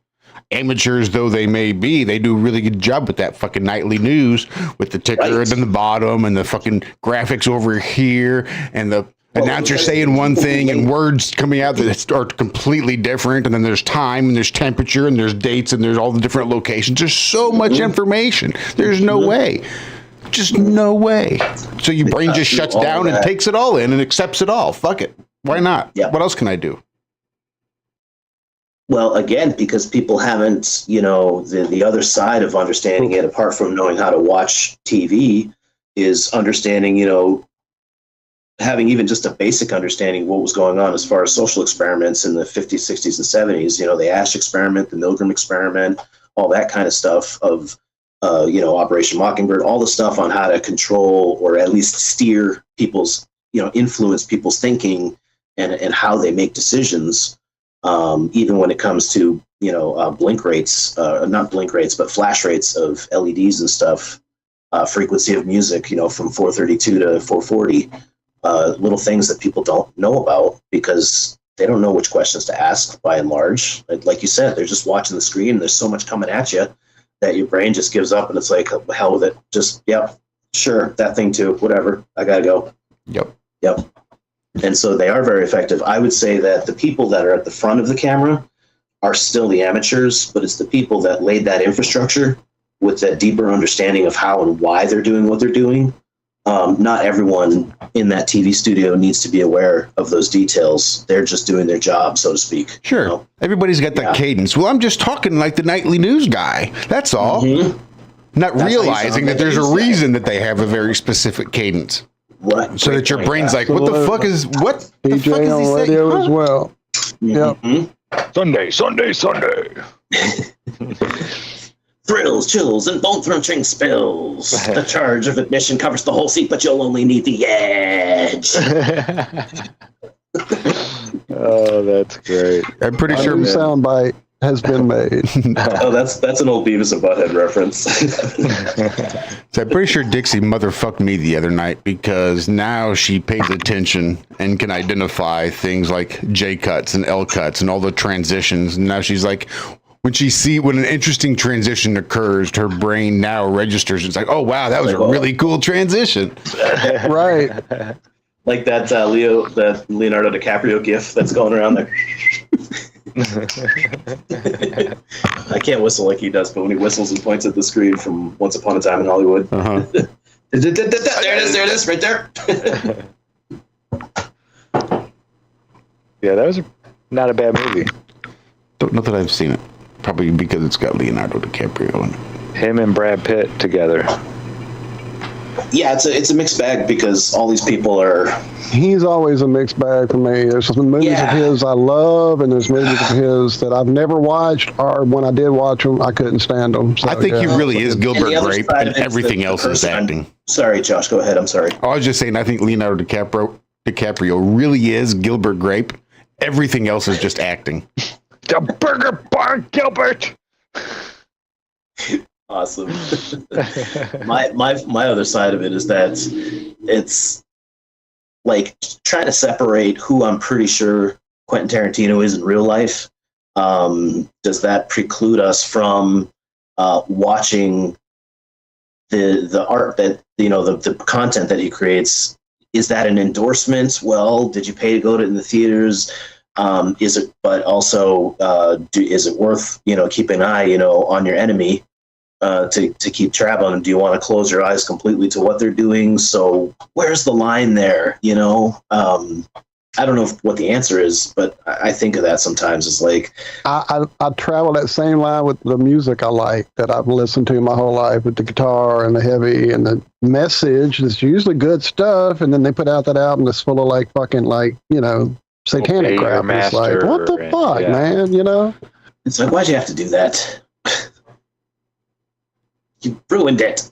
I'm really trying to be cool here. I was doing it all for you. Yep. So, and then, dude, with the level of just not just the hidden symbology that they do put on the screen, but some of the sound crap they do, the subliminal stuff that's right under the hearing that people have gone in and pulled it out. You can hear it. I'm talking music or movies. Hell, they do it in the movies too.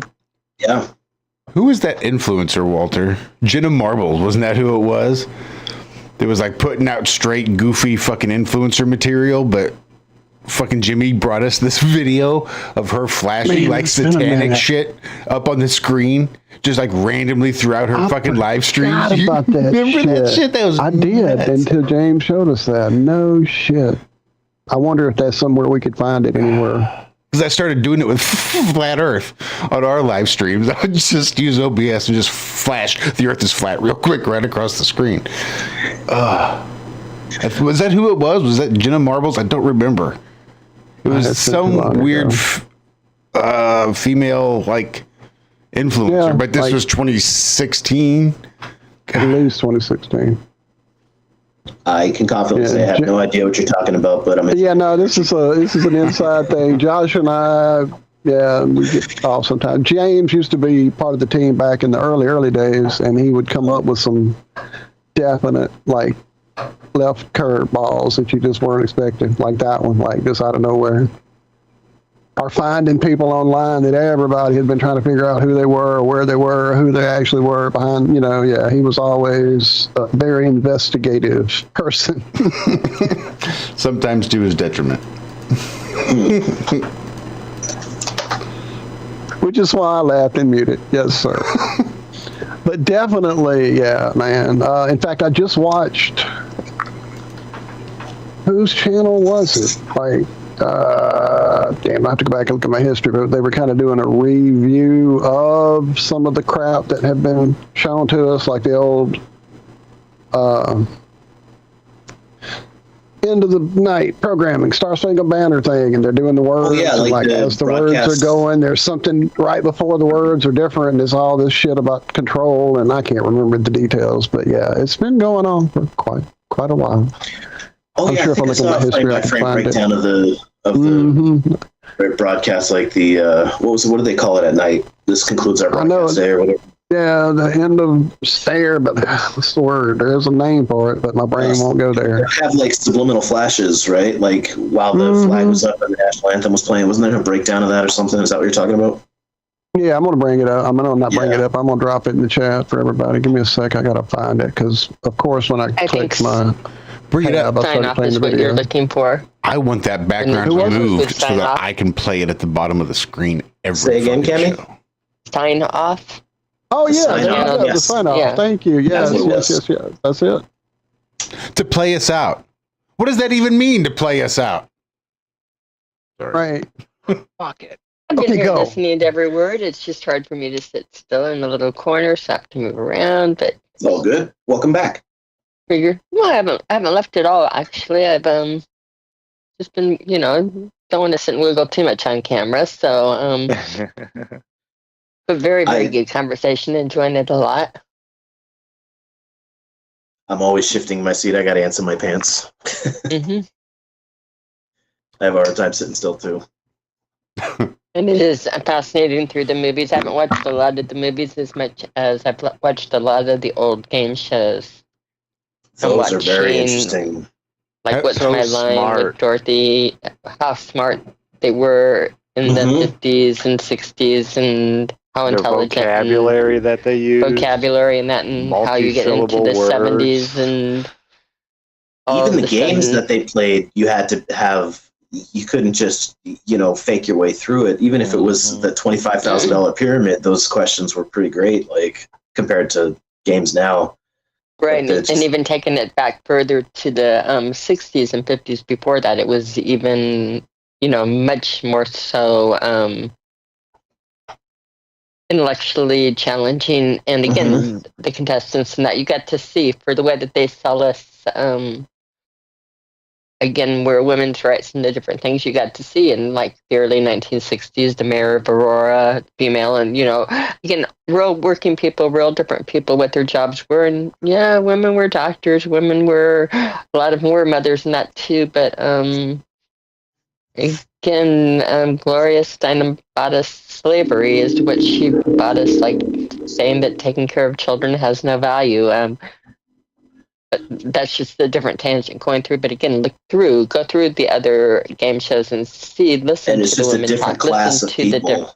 different class of people, and again, a good class of people, and see how they dumbed us down and made us think that we're so smart while being dumbed down. Highly recommend It's a pretty it. good trick. Mm-hmm. It's like that analogy they say about when you put the fence up for the sheep and make them go through the gate, and then eventually you can take down the gate and they'll still only cross where the gate used to be. And they just can't escape that programming, once it's hardwired, and then they just do it to themselves. And they think it was their idea. They're like, yeah, this is the way we go. And they, like you said, they dumb them down while making them feel smart. Mm-hmm.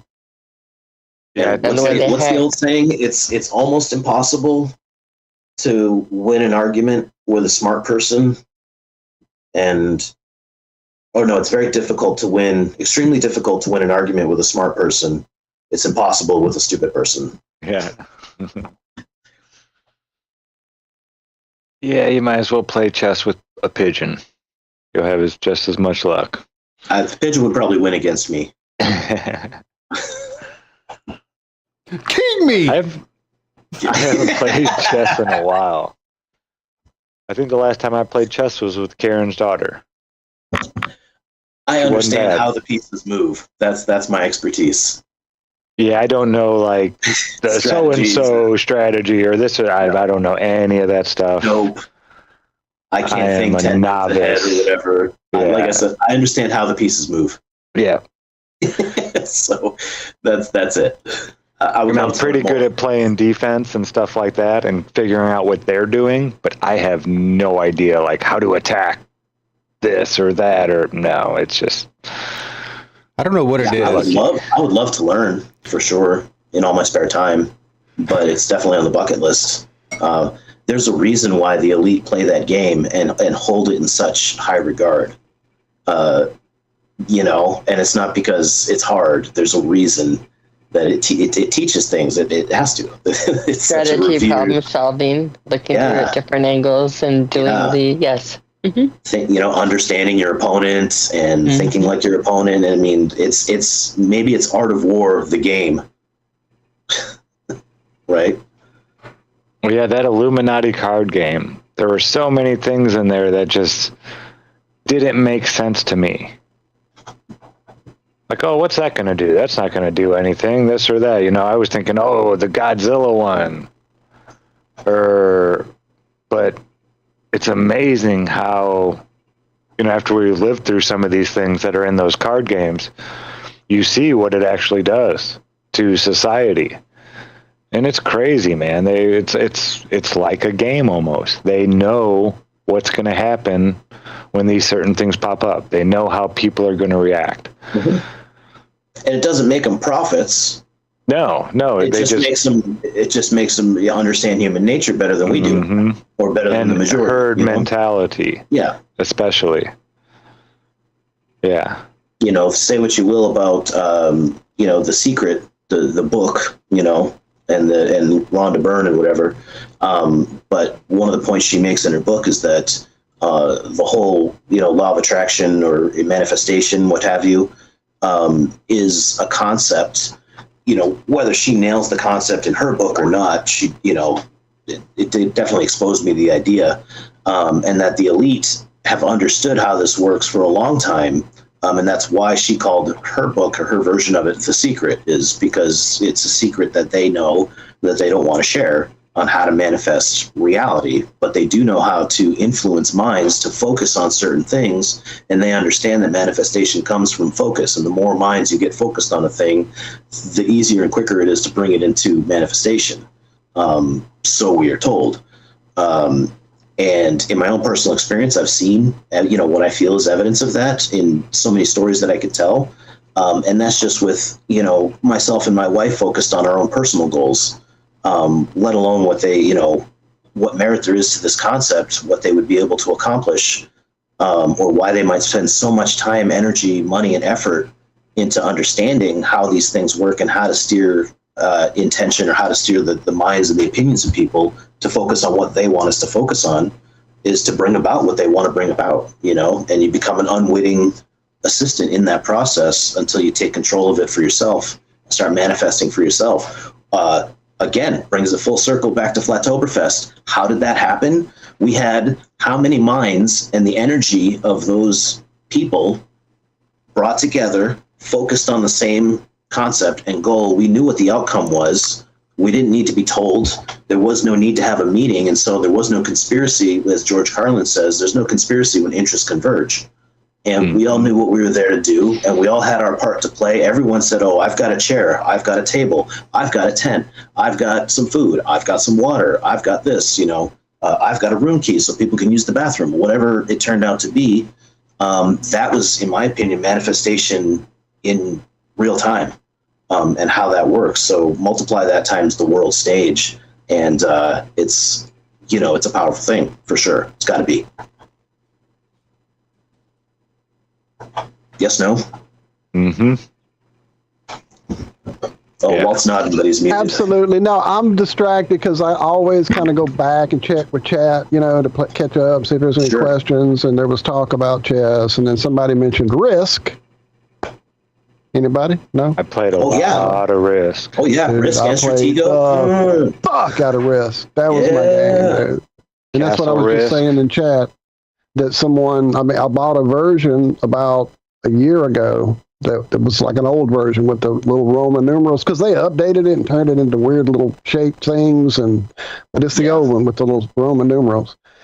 Can't find anybody to play with. Nobody. My brother-in-law, I thought he would be the one for sure, but he's just like, oh man, I don't want to get into that. It takes hours. It's like, let's play, man. Let's fucking do it, But can't get anybody to play. Well, where we live here, I'll play. Right, I should have brought it. That would have been something worth putting in the suitcase, right? We wouldn't have made it to Flattoberfest, but we would have never gone. No. Hold on, I'm going for the Americas. Where's how the world works? Well, you see, what had happened was Cammy Risk. Canada. You play Risk, and that's kind of the same thing, and it just changed the whole outline. So they're back there playing Risk. Just take a picture of it, and we'll set it up when we get there. Yeah. I'm going for Madagascar. Going for Madagascar. I'm just telling you. What? Oh no! I've got some competition. It sounds like. Yeah. she's dropping continent names over there. Hey, speaking of dropping, before I forget to tell you, I did find the breakdown of the national anthem I was talking about. I put it in this show chat that's over to the right. If you see at the bottom that says chat, it'll pop up to the right. Can we show that? We should be able to show that, isn't it? At least a couple seconds of it. I don't think so. I'm pretty sure they've hit me for it. But I think it's hit it before. I'm pretty sure they got us once. I mean, that is so blatantly obvious. And then I also put that coin picture you liked, Ryan, on that side over there. If you want to grab it. By the boat. It's in the to the right in the call. If you look over there, like to the right at the bottom, you'll see like a heart and a raised hand, and then chat. And when you click chat, it should bring up some side stuff. Gotcha. And then when you get ready to close that, I think it's just top right. X that was a Star Spangled Banner, correct? Yeah. Yes. Yeah. Correct. And then the words of the Star Spangled Banner, as they're like turning out, other letters pop up just for a split second right underneath it. It's crazy. And that was from what, the 50s? Oh yeah, this is definitely early days stuff, black and white. At least 60s, if not 50s. Oh yeah, 1960s, USA, there you go. In the title. Hello. But yeah, I'm kind of like Josh. I think we've gotten popped with that one a couple times. Yeah, and you would think by this point that would be, I love any trivia game. I was down to climb. We had this one that was so unique. It was called Stage 2. And it came with like a big box full of these cards, and the cards were set up where it would have one side would have the question and answers, and the answers were being revealed in like this little red window that you could only see it through the red window. And like there would be a series of 6 or 8 questions, and everybody would have a chance to answer them, but the whole set of questions would have a theme. I remember. And you had that. to figure out the theme of the thing, and that's how you won the pot of like little tokens or whatever. Dude, I loved that fucking. I still got it. It's in my closet. And you had to like pull the card. Like you had to pull them up slowly and read the full answer and shit. And then whoever got the theme of it all got the pot of tokens that were being put in for some reason. I'd have to go pull it out and see. But yeah, I loved it because of the theme. That was always the hard part. And it would be easy stuff like, you know, one time it was like all the answers were like Solomon, Hercules, Atlas. I'm like, Shazam. I did it before we were even through with the first few questions. You know, I know this is Shazam, fucking A. So, but you want to wait because then that gets more coins in the pot to win. And if you wait too long, somebody else gets the pot. And so, yeah.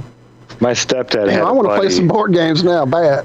And we always thought that this guy was the dumbest guy, you know, because he was always wasted.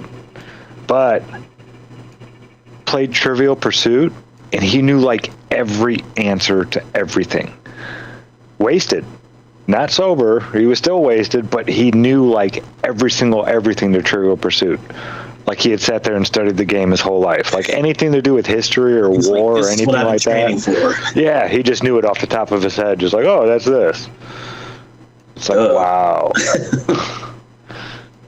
Yeah, that was a cool game. We used to not even play the game. We just sit there and ask the questions. We just go through. Have you guys ever heard of a game called Settlers of Catan? Wasn't that from? Oh, you missed me saying, "Oh, fucking A." Yes, I played it a bit early in like in a couple that we had a comic book store here that would do some games every now and again, and then a couple of Parks and Recreation. Was that the? I don't know. I only watched like the first season of that. Like one of the guys. He made the cones of what was it called? Oh, that's what it is. Okay. God, I almost can remember the name of the place. Cones of Somewhere was his game. Yeah, I love that. I think I have played Settlers of Catan. I'm almost positive. It's a game that takes a while to play. So isn't it like you have like farms and stuff? Yes, I have played it. Yep. Yeah, we would play that when I was staying with Just Jack, building him that permaculture garden. On Saturdays, we'd get together, the whole family, and we'd all play that together. We just played it for the first time maybe 5 or 6 years ago, and I loved it.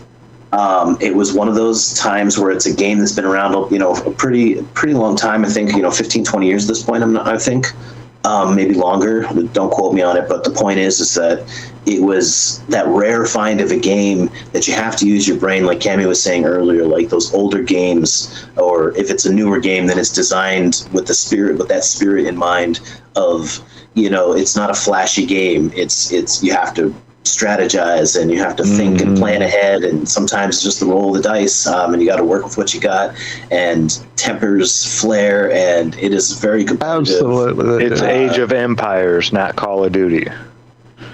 And so that's why that one was an instant classic. Once we got it, it's hard. It's kind of a tricky game to learn, but once you get it, you got to get down with it, right? You got to stick with it. It's addictive, though, for sure. It's a great one. Just for a shout out, it was Cones of Dunshire. That's Cones of Dunshire. That's what I was thinking of when he said that. That popped into my head for some reason. I don't know. Yeah, around the same. Go ahead, Walt. Oh, I was going to say around the same era where we were like, me and my cousins were deep playing Risk like every time we got together, because we all would sign, we'd sign the board after whoever won. So we were trying to fill it up with our name and on the backside. And if it wasn't that, do you remember a game called, oh my God, what was it called? The Castle. Oh, shit. I can't remember the name of the fucking game. It did. It's the one where it had the electric tower in the dark tower. Was that it? the tower in the middle of the game board, and it would turn, and all the lights would tell you what you were doing. God damn it! What was it called? Somebody in chat help me. I don't know. I'm so fucking old. I'll find it. We played a The lot Dark of Tower Sorry. was Stephen King. I remember Sorry when I was a child. Fuck yeah. We played a lot of Sorry. Chutes and Ladders. Blue. See, those games fall into- Candyland. We used to those play games the fall into shit. Candy- Yeah, it was Dark Candyland. Tower. It was Dark Tower. relationships began and ended. You know, sibling rivalries were started over games like that. Oh yeah, I used to. Monopoly would deck. cause like yeah, fucking months of hating each other. And shit. There's Dark Tower. If y'all don't That remember stuff could that. get violent. Oh wow. Now, No, look I at never Dark played Tower. that one, Walter. Dark Pull that Tower up was again. so awesome. Yeah, that's it. I'm just showing different shots of it. So you No, I'm had saying- you had this. Back Yeah, up this a is bit. all the same game. What about a truth in plain sight? Look at those 4 rivers leading to the center. Oh yeah, Obviously absolutely, Mount absolutely. Now looking back And then at it, we've- now I'm going, and then holy we've got shit! the- And the center thing, magnetic- yeah. And the Mountain in the black middle. mountain in the Absolutely. middle. Pull up a Parcheesi board. Come on. Parcheesi, okay. There it is Parcheesi. again. Truths in plain sight. There's them tips again. All the time. They Right. can't help it. Look at that. Is it EESI? I guess it is. Unreal. Yeah. Yeah, good one, Cammy. Especially the old version. Holy Yeah, look shit. at that. Holy Mhm. shit, yep. Wow. Holy shit. I might have to go on a Parcheesi board tangent now that you're saying that, because this is an older game, and Oh yeah. going to old games. Oh, and wait. again, we love the Oh, my old games and the God. card games. Hello. And the, hello. Look at this Mhm. one. Oh man. All right. Let me stop sharing before we get astray. You don't have to. See, now Yeah, Parcheesi. Leave it to truthers to go down a game board rabbit hole. Yeah. Yeah, but I think Fun if you go stuff. into Parcheesi and go into the game meaning and things like that, I think you're going to find that it was designed for the realm, and I think the deep delve on it, if I remember right, from years and years ago before Flat Earth, I thought Parcheesi was interesting. So I think that there's more to that one. I wouldn't doubt it. I wouldn't doubt that a lot of the old games, whether it's card games or old board games, right down to Chinese checkers, chess, all these things, those old classic, legacy games have more to them than just the outward game. And it's meant to either teach, show, reinforce, or encode some meaning. Oh, of course. I mean, your playing cards, they're simply your tarot cards with the major arcana removed. Joker's still wild, the most powerful card And it's in coded. either deck. Isn't it coded to the calendar as well? Coded the to deck the of cards? calendar and coded to everything, and coded to, like, when myth says the gods like crossed over the realm or whatever, they pick out the major arcana. You can tie it to. You can tie it to the Hobbit. You can tie it to the elves. You can tie it to whatever mythology. It's in all of them. Wherever you want to put it, Christianity. I'm sure even Jehovah's Witness, I can tie it into that if you give me enough of your documents. Wow. I'm off track because I'm looking at. And it begs it really does beg the question of how a thing like a 52 card deck, 52 cards, in a deck is just the simplest thing, and yet it has persisted virtually unchanged really, forever. That's a well-designed and intentionally designed. It's not just a card game or a game that you play with cards. So I do really think that's fascinating stuff about that. Parcheesi, by the way. Parcheesi is a brand name American adaptation of the Indian cross and circle board game. So Indian, Indo-European. Again, for our people that were watching Tech Show last night on the RH Negatives, that might cross over on that a little bit, but the design comprises of a circle divided into 4 equal portions by a cross inscribed inside, like four spokes in the wheel. The classic example is the yet. However, the term cross and circle game is also applied to boards that replace the circle with the square. So it does this, but it goes into quartered and talking about realms and the history of esoteric connections. Cross and circle boards may suggest a variety of mystical, symbolic, and esoteric designs, such as mandalas, sun and earth symbols, swastikas, or Celtic and Coptic. So Parcheesi board by nature, I'm reading the here. Let's look at the Tammy with her glasses and the good old backwards, not mirrored, esoteric connections of the Parcheesi. Again, I haven't gone there in years. But it's in all of our games. It's in, like Walt said, I know that when I was 14 or 15, I had to go out and buy a pack of Camel cigarettes to understand why choice read frontwards and backwards, and why the hell they would put pyramids on a pack of Turkish blend cigarettes when there were no pyramids in Turkey. And I never thought about that. yeah, there are a whole bunch of questions that had to be answered by a 14 or 15-year-old that snuck out of the house and was trying to explain to her dad that no, I know I could have snuck your cigarettes, but no, I needed the original pack of Camel cigarettes. I had to have them. I had to compare it. I don't want to smoke them. What would know? I needed the box. I don't want the cigarettes. I needed the box, Dad. Just the box, Dad. This is all Still Life with Woodpecker references, which, well, my soul buddy also has read, of course, Still Life with Woodpecker. Another reason, it's like, yo, Walt.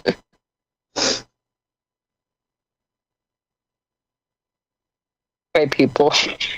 Still Life with Woodpecker, and what was my other one? Jitterbug Even Perfume is my favorite. Even Cowgirls Get the Blues. I was going to name my firstborn. Blues, yeah.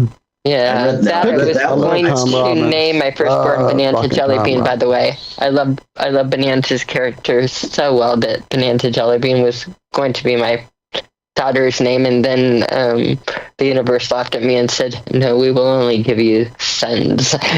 We will not give you a daughter." Let you do that. Name her. We're going to make sure that never happens. We're going to make sure that never ever happens. So yeah. I got some movie trivia for Even Cowgirls Get the Blues, because I read that book in high school, and the movie came out shortly after I graduated high school in the mid to late 90s, I want to say. And if I'm not mistaken, of course, Uma Thurman is the star. Right. With the thumb, yeah, with the thumbs and all. And I think that was her debut. She was still an unknown. That could have been her debut. And then Phoenix, Rainbow Phoenix, had the lead of, or not the lead, but played Bonanza Jellybean, was one of the River and Walking Phillips, or Phoenix's little sister. Oh, okay. Was Bonanza Jellybean in that. And the movie did not stick as well to the... It did not. It was not. At all. It was not. And it did not do well in theaters either. It didn't do well, yeah. No, it flopped. In fact, it took, like, again, when you read Tom Robbins, if you took, like, to me, my least favorite parts of the book and said focus on these on the movie, was almost what they did with that. They really, really messed it up. And it's hard to mess up Tom Robbins because he's such a pleasure to read. Did you know that funny. He's funny. Do you know that he was best friends? Do you know who his best friend is? No. I learned this the hard way. Oh no, come on. Who? Terrence McKenna. Really? Really. And so anyway, Bob and I were both. How did I not know that one? Because I love McKenna. How did I miss that in like all the years? That's crazy. And makes perfect fucking sense. Bob would pull out his stupid Terrence McKenna books and say, "You have to read this," and I would whip out my Tom Robbins books and say, "Oh yeah, it's right here." But this one's written in novel, and it's much more fun to read. You can I learned my husband.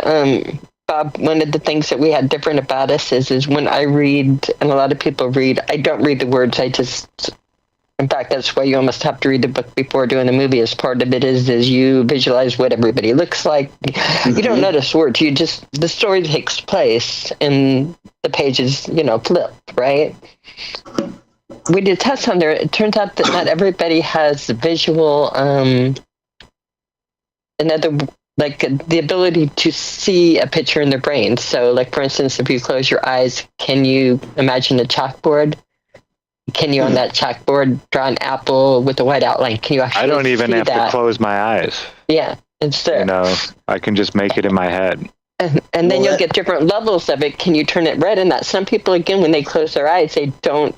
That connection's not there. Now, usually, if you have people that connection is not there, which it was not with Bob. What you'll have is like you have somebody that's blind and is a musical genius. In other words, you super focus in on a lot of different other overcompensating in another region. Right. Yep. So we almost had our high and low points in that way that he can articulate very well, but he could not visualize. I could visualize, but I couldn't articulate. And so we would like put two and two. We had so much fun doing that as a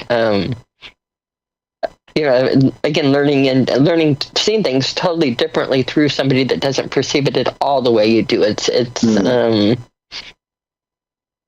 fun. I get together with you. Amazing how different we are. Yeah, I was going to say, I mean, that if you can appreciate that experience instead of be frustrated by it, what a gift, like there's so many people that are frustrated by a difference like that. Like, why can't you just see it the way I see it, and no, it's like, wow. And to be able to instead embrace that and kind of enjoy both sides of it together is that's appreciating what the gift that it can be instead of turning it into a problem. I would have never thought to even contemplate it that way, or again, when we were reading. My point was so many in the world do function that way, that it becomes a contentious point in the relationship instead of the blessing, Right.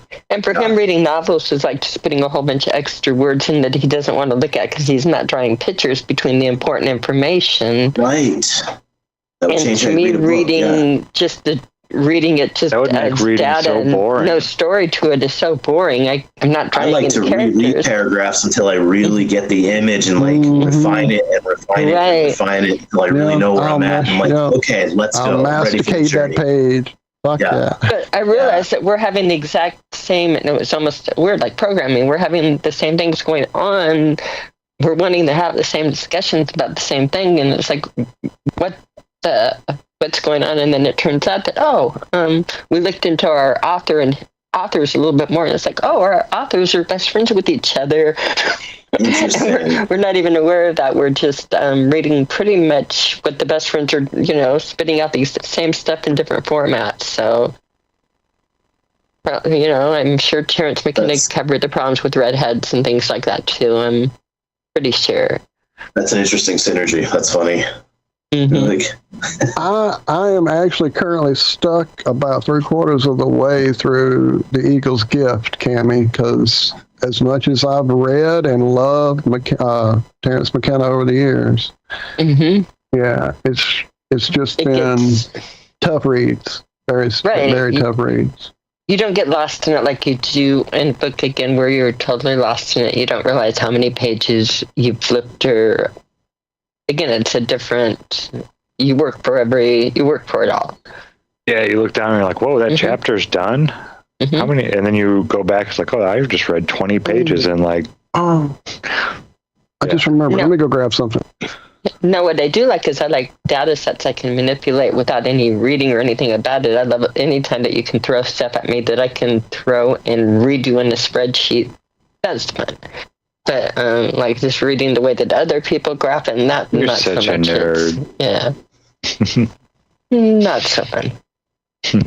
We're done talking about me. Let's talk about what do you want to talk about now, Ryan? Because it's past my bedtime. I mean, I'm actually still on the headphones and doing really good. I think this is the latest you guys have ever kept me on. Is it? What would I mean, I actually have to be going pretty soon as well, because absolutely, whenever you need to go, my friend. Well, it's the hardest thing. We'll keep you here all damn night. As a flat earther, you remember at Flattoberfest when everyone was trying to leave, but then you walk 2 feet and you have one more person you got to say goodbye to real quick. It was 4 hours leaving. Absolutely. Yeah. And your car is 27 feet away. It take you 4 hours to get there. I think it's a beautiful thing. I wouldn't have it any other way. It was Can we take a left turn really because we beautiful. started talking about novels? So Yeah, I'll what'd take you this go left and get? turn. What did you go and get? I've been promoting this book by Dan Simmons. It's called Black Hills, and what he's done, he's an author who's one of my favorites. If you've never checked out Dan Simmons, dig deep. You're welcome.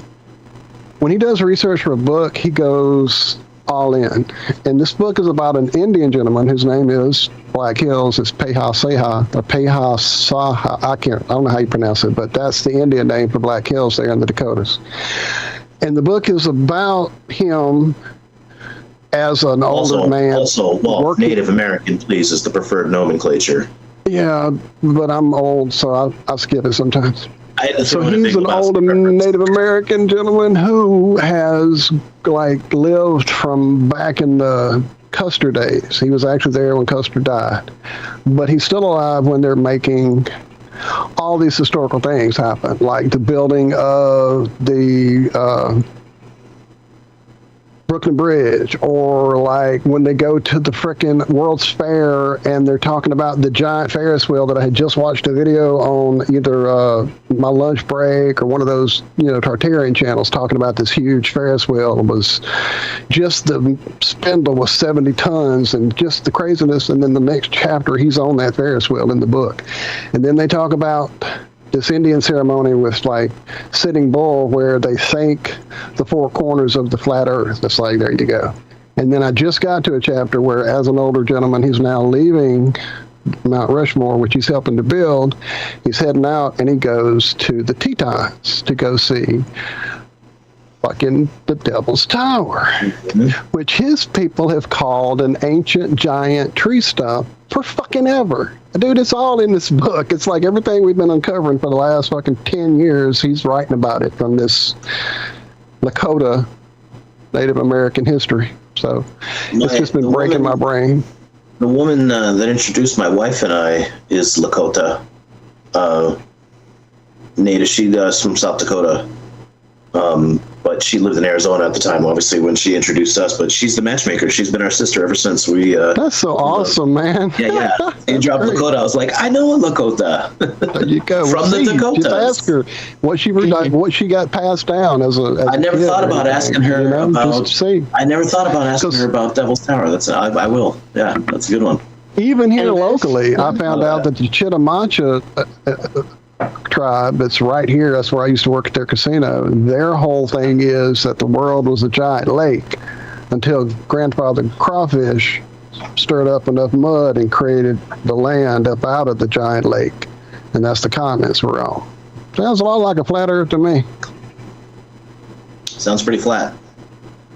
We're going to, for Liz, if she's there, throw her another tidbit and say that on Night Wishes Into the Era concert, where they had the Indian on stage, and that was all done in Lakota and the Lakota language, and that was quite special. Also, I'll have to check that out. I want to hear that one. I hadn't. Yeah, that's really, really good. Definitely Into the Era, and again with the Lakota, it's a very, very special. And fun factor of the day that I learned that I thought was interesting, out of nowhere, but we had New Mexico in the chat earlier. Do you know that New Mexico was named as the state of New Mexico before Mexico existed? There's a New Mexico? Yeah, there was a New Mexico before there was a New Mexico preceded Mexico. What did they call Mexico? Mexico was there was a region in Mexico by Mexico, what's now Mexico City, that they called the area of Mexico, and so broken up into Mexico different was regions. named after that region, and then they wound up calling the whole country in that later. But in the naming order, I learned that, because we have New York and we have, New Hampshire, and you go into all of the naming of the states. But New Mexico was interesting because it was a New Mexico before the old Mexico, as we think of. I don't know. I just thought it was a fun fact. That's funny. Well, I got some trivia that's kind of the same idea, but not as cool. When Betty White was still alive, when you say something is better than sliced bread, or the best thing since sliced bread. Yeah, right.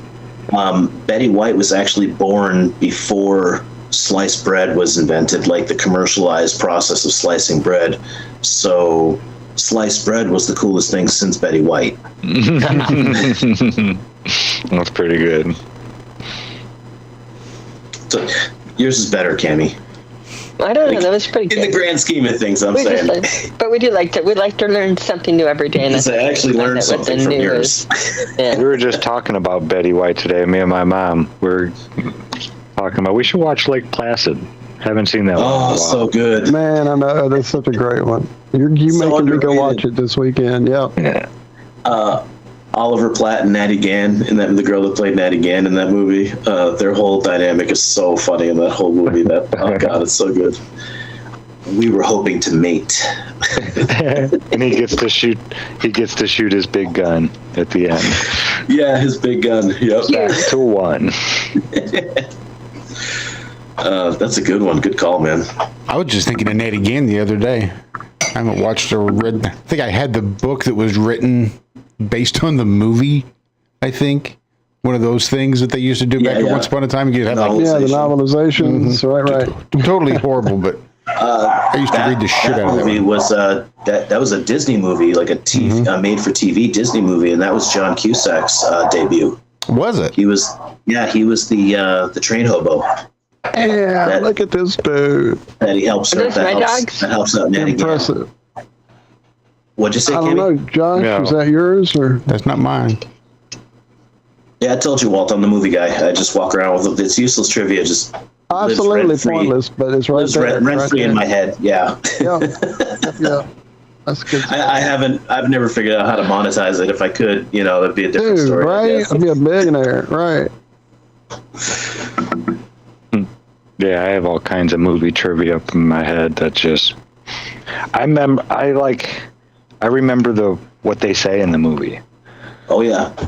Like Verbatim, horribly. like Yeah, verbatim, like yeah. eerily, scarily. Like why doesn't my brain make shit up, and why don't I get this wrong? Why can I remember exactly verbatim what the fuck they said? Yeah, creeps my wife out. Like even Part of that conversations. frequency they put you in and get your mind where they want I it. wonder. Yep. It may be part of that, but same thing as Josh said. My wife, I'll say to her like, "Oh, it's like in that. Remember in season 1, episode 3 of whatever, when the guy said the thing? That's a reference to that." She's like, "What are you talking? How do you what? Do you just pull that up out of nowhere?" I'm like, "Yeah, it was on. We watched it like." She's like, "That was a year and a half ago." I'm like, "Well, it was like just a little while ago." Yeah, that was. You remember? She's like, "No, I don't remember that." No, I'm like, "Oh, I thought you." That's why I laugh, and she's like, "What?" And I'm like, because of the thing from 2 years ago. She's like, "What?" Like when we go to watch a sequel to a movie and we don't watch the movie before we go to brush up, I will be laughing at more jokes than she will. You're ready to go, right? I'm ready to go. I'm Gen X, like, and a movie nerd.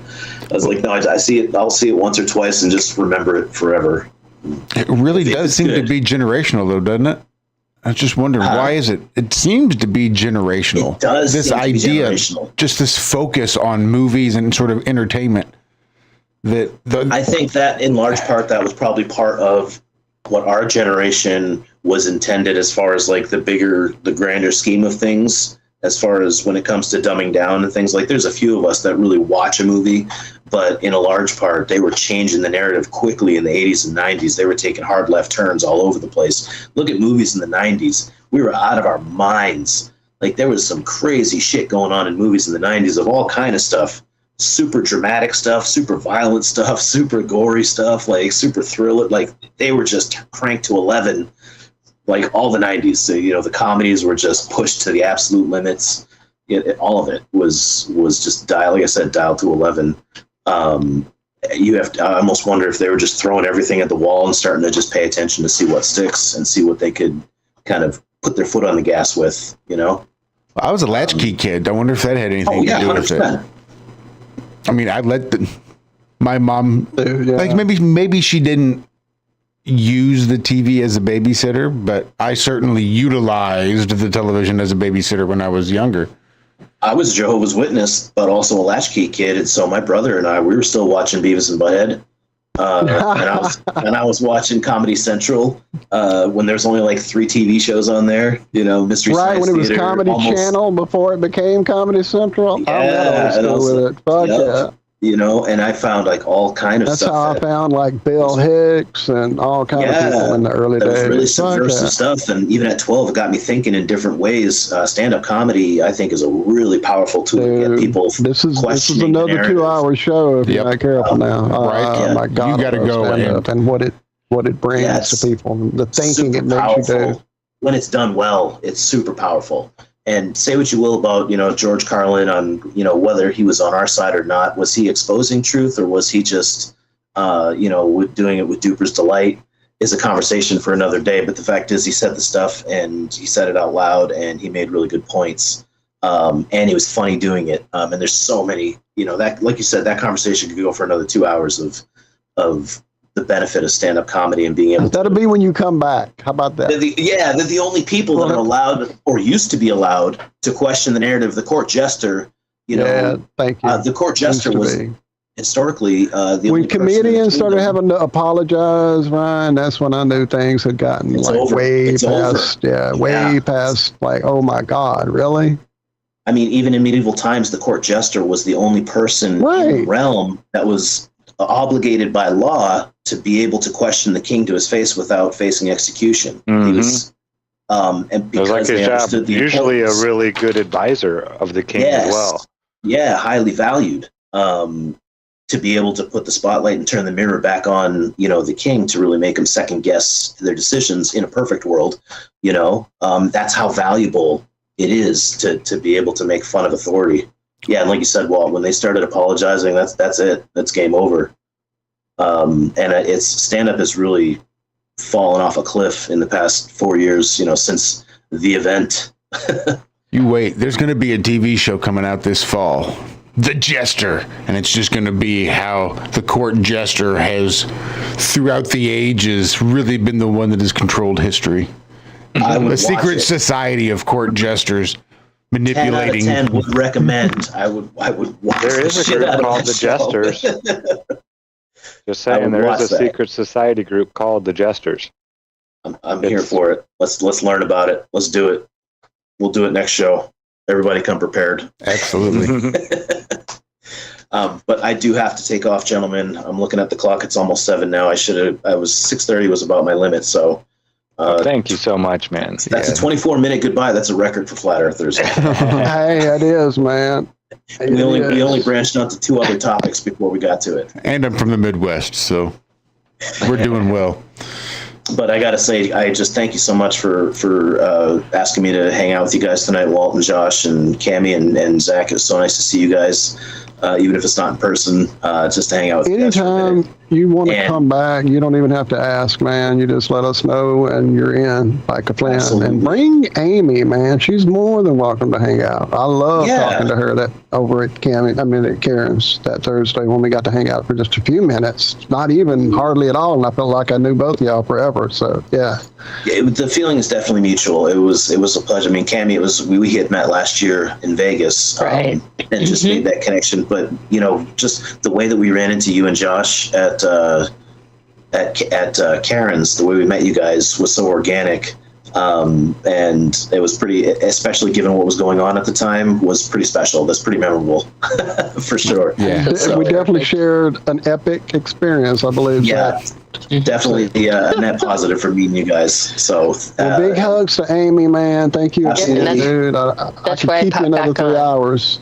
Right? Thank you, Kim. Yeah, I will definitely. I'll pass them all along. I will give my absolutely. And thank you guys for, you guys are the ones that do this every week, week in, week out. You guys and the other guys that I've hung out with on their shows, Mike's show and Austin over at Melodome, and Mike at High Vibrations, and Matt over there, and Karen and Dave, and just you guys are doing this every week in, week out, just grinding it out. And I don't know where we'd be without you guys. Honestly, I make my little shirts and my coin and whatever, but I don't have the ability to do what you guys do, the technical ability, the way that you know how to reach people and do all this stuff.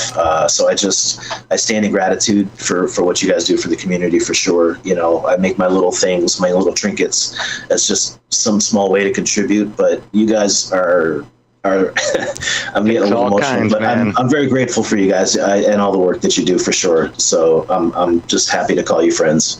So thank you so much for having me on, brother. And thank you for being here, and you got me almost tearing up. Yeah, you're very articulate, do well on air, so I wouldn't undersell yourself on that. Anytime, jump on. I mean, you do good. Once I get the camera working,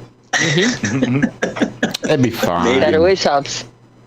Yeah, that helps. You can just, do what I did and say good night, everybody, and turn it off. But just click, good night. Click, say good night. Yeah, that's always the hard part, but I do have to say good night. So I will talk to you guys soon. And goodbye to everybody in the chat, and thanks for hanging out with us and hanging out for me. And we'll talk to you guys soon, okay? Absolutely. We look forward to the next one. All right, guys. Good night. Awesome. Have a great night, Luke. Thanks, man. Stay flat. Much love. Yep, that was pretty damn fun. That was a good one. Fuck yeah. As they say. I knew it would be, and I knew it would be, like he said, I'll probably maybe do an hour and a half, 2 hours tops. I'm like, that's cool, man. Whatever you can do.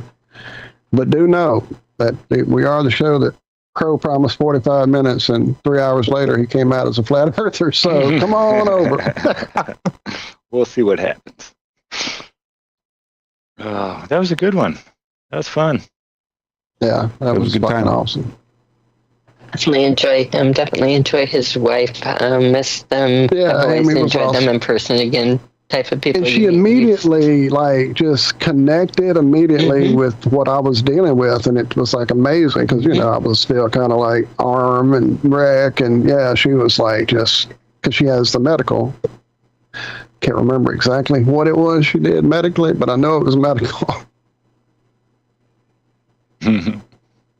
Well, you guys, this is a record for me on doing it, and these are fun to so I ready to know. come out. So good night, Get everybody. them off. Love You y'all. can go to sleep. Thank you, lady. Love you. All right. Hugs to Minion. Maybe do a little Will dance. do.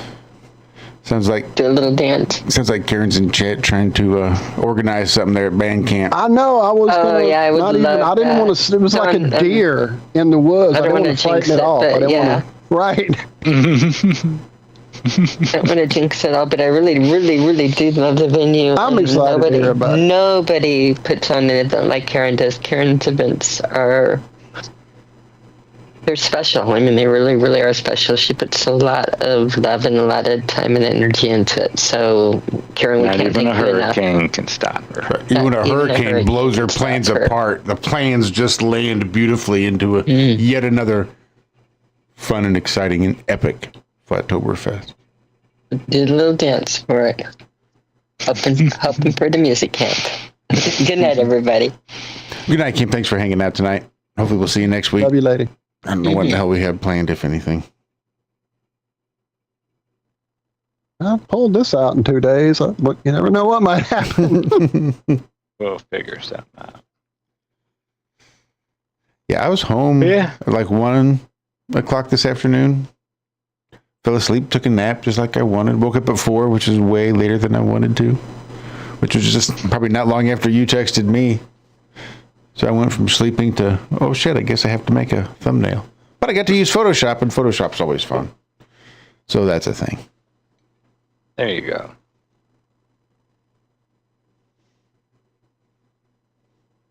And many thanks to everybody hanging out in chat. Absolutely. I was just trying to play a little back catch up on things I may have missed that I wanted to talk about that someone may have mentioned, but there's a lot there, so I'm not gonna Yeah. It's up on go the back big to screen. games. My big TV, and if I try to read it, I just look like a fucking mouth-breathing window licker. So I just, every once in a while, I try to glance up and Do the statue. pull a good comment whenever I happen to glance up and see one. Been practicing with little softwares and stuff so I can load it in here on this web page. When I click the play button on the web page, it plays it right on my OBS. It's fucking amazing. Magic. Magic, I says. We're gonna wrap this up then. I think we should. Might as well. Not a bad one. It's 10. So, Flattoberfest is dead. Long live Flattoberfest. Oh, she just wrote R.I.P. Flattoberfest. Yeah, it won't be Flattoberfest. It'll be something else. It's going to be an event at That's the kind band of the camp. joke I was making with the King reference of like, yeah, whatever it'll be called, it'll be the fucking best. So,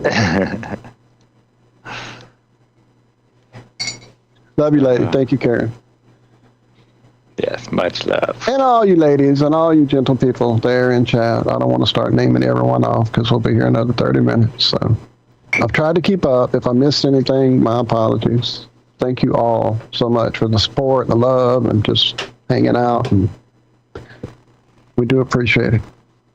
That we do. I wouldn't say we wouldn't still do it if you weren't here because, you know, we probably would because we just do it on Skype. Quit. Right. We Have just like do it 10 live. people in We'll here. do it live. I wouldn't be fucking with OBS, I'll tell you that much.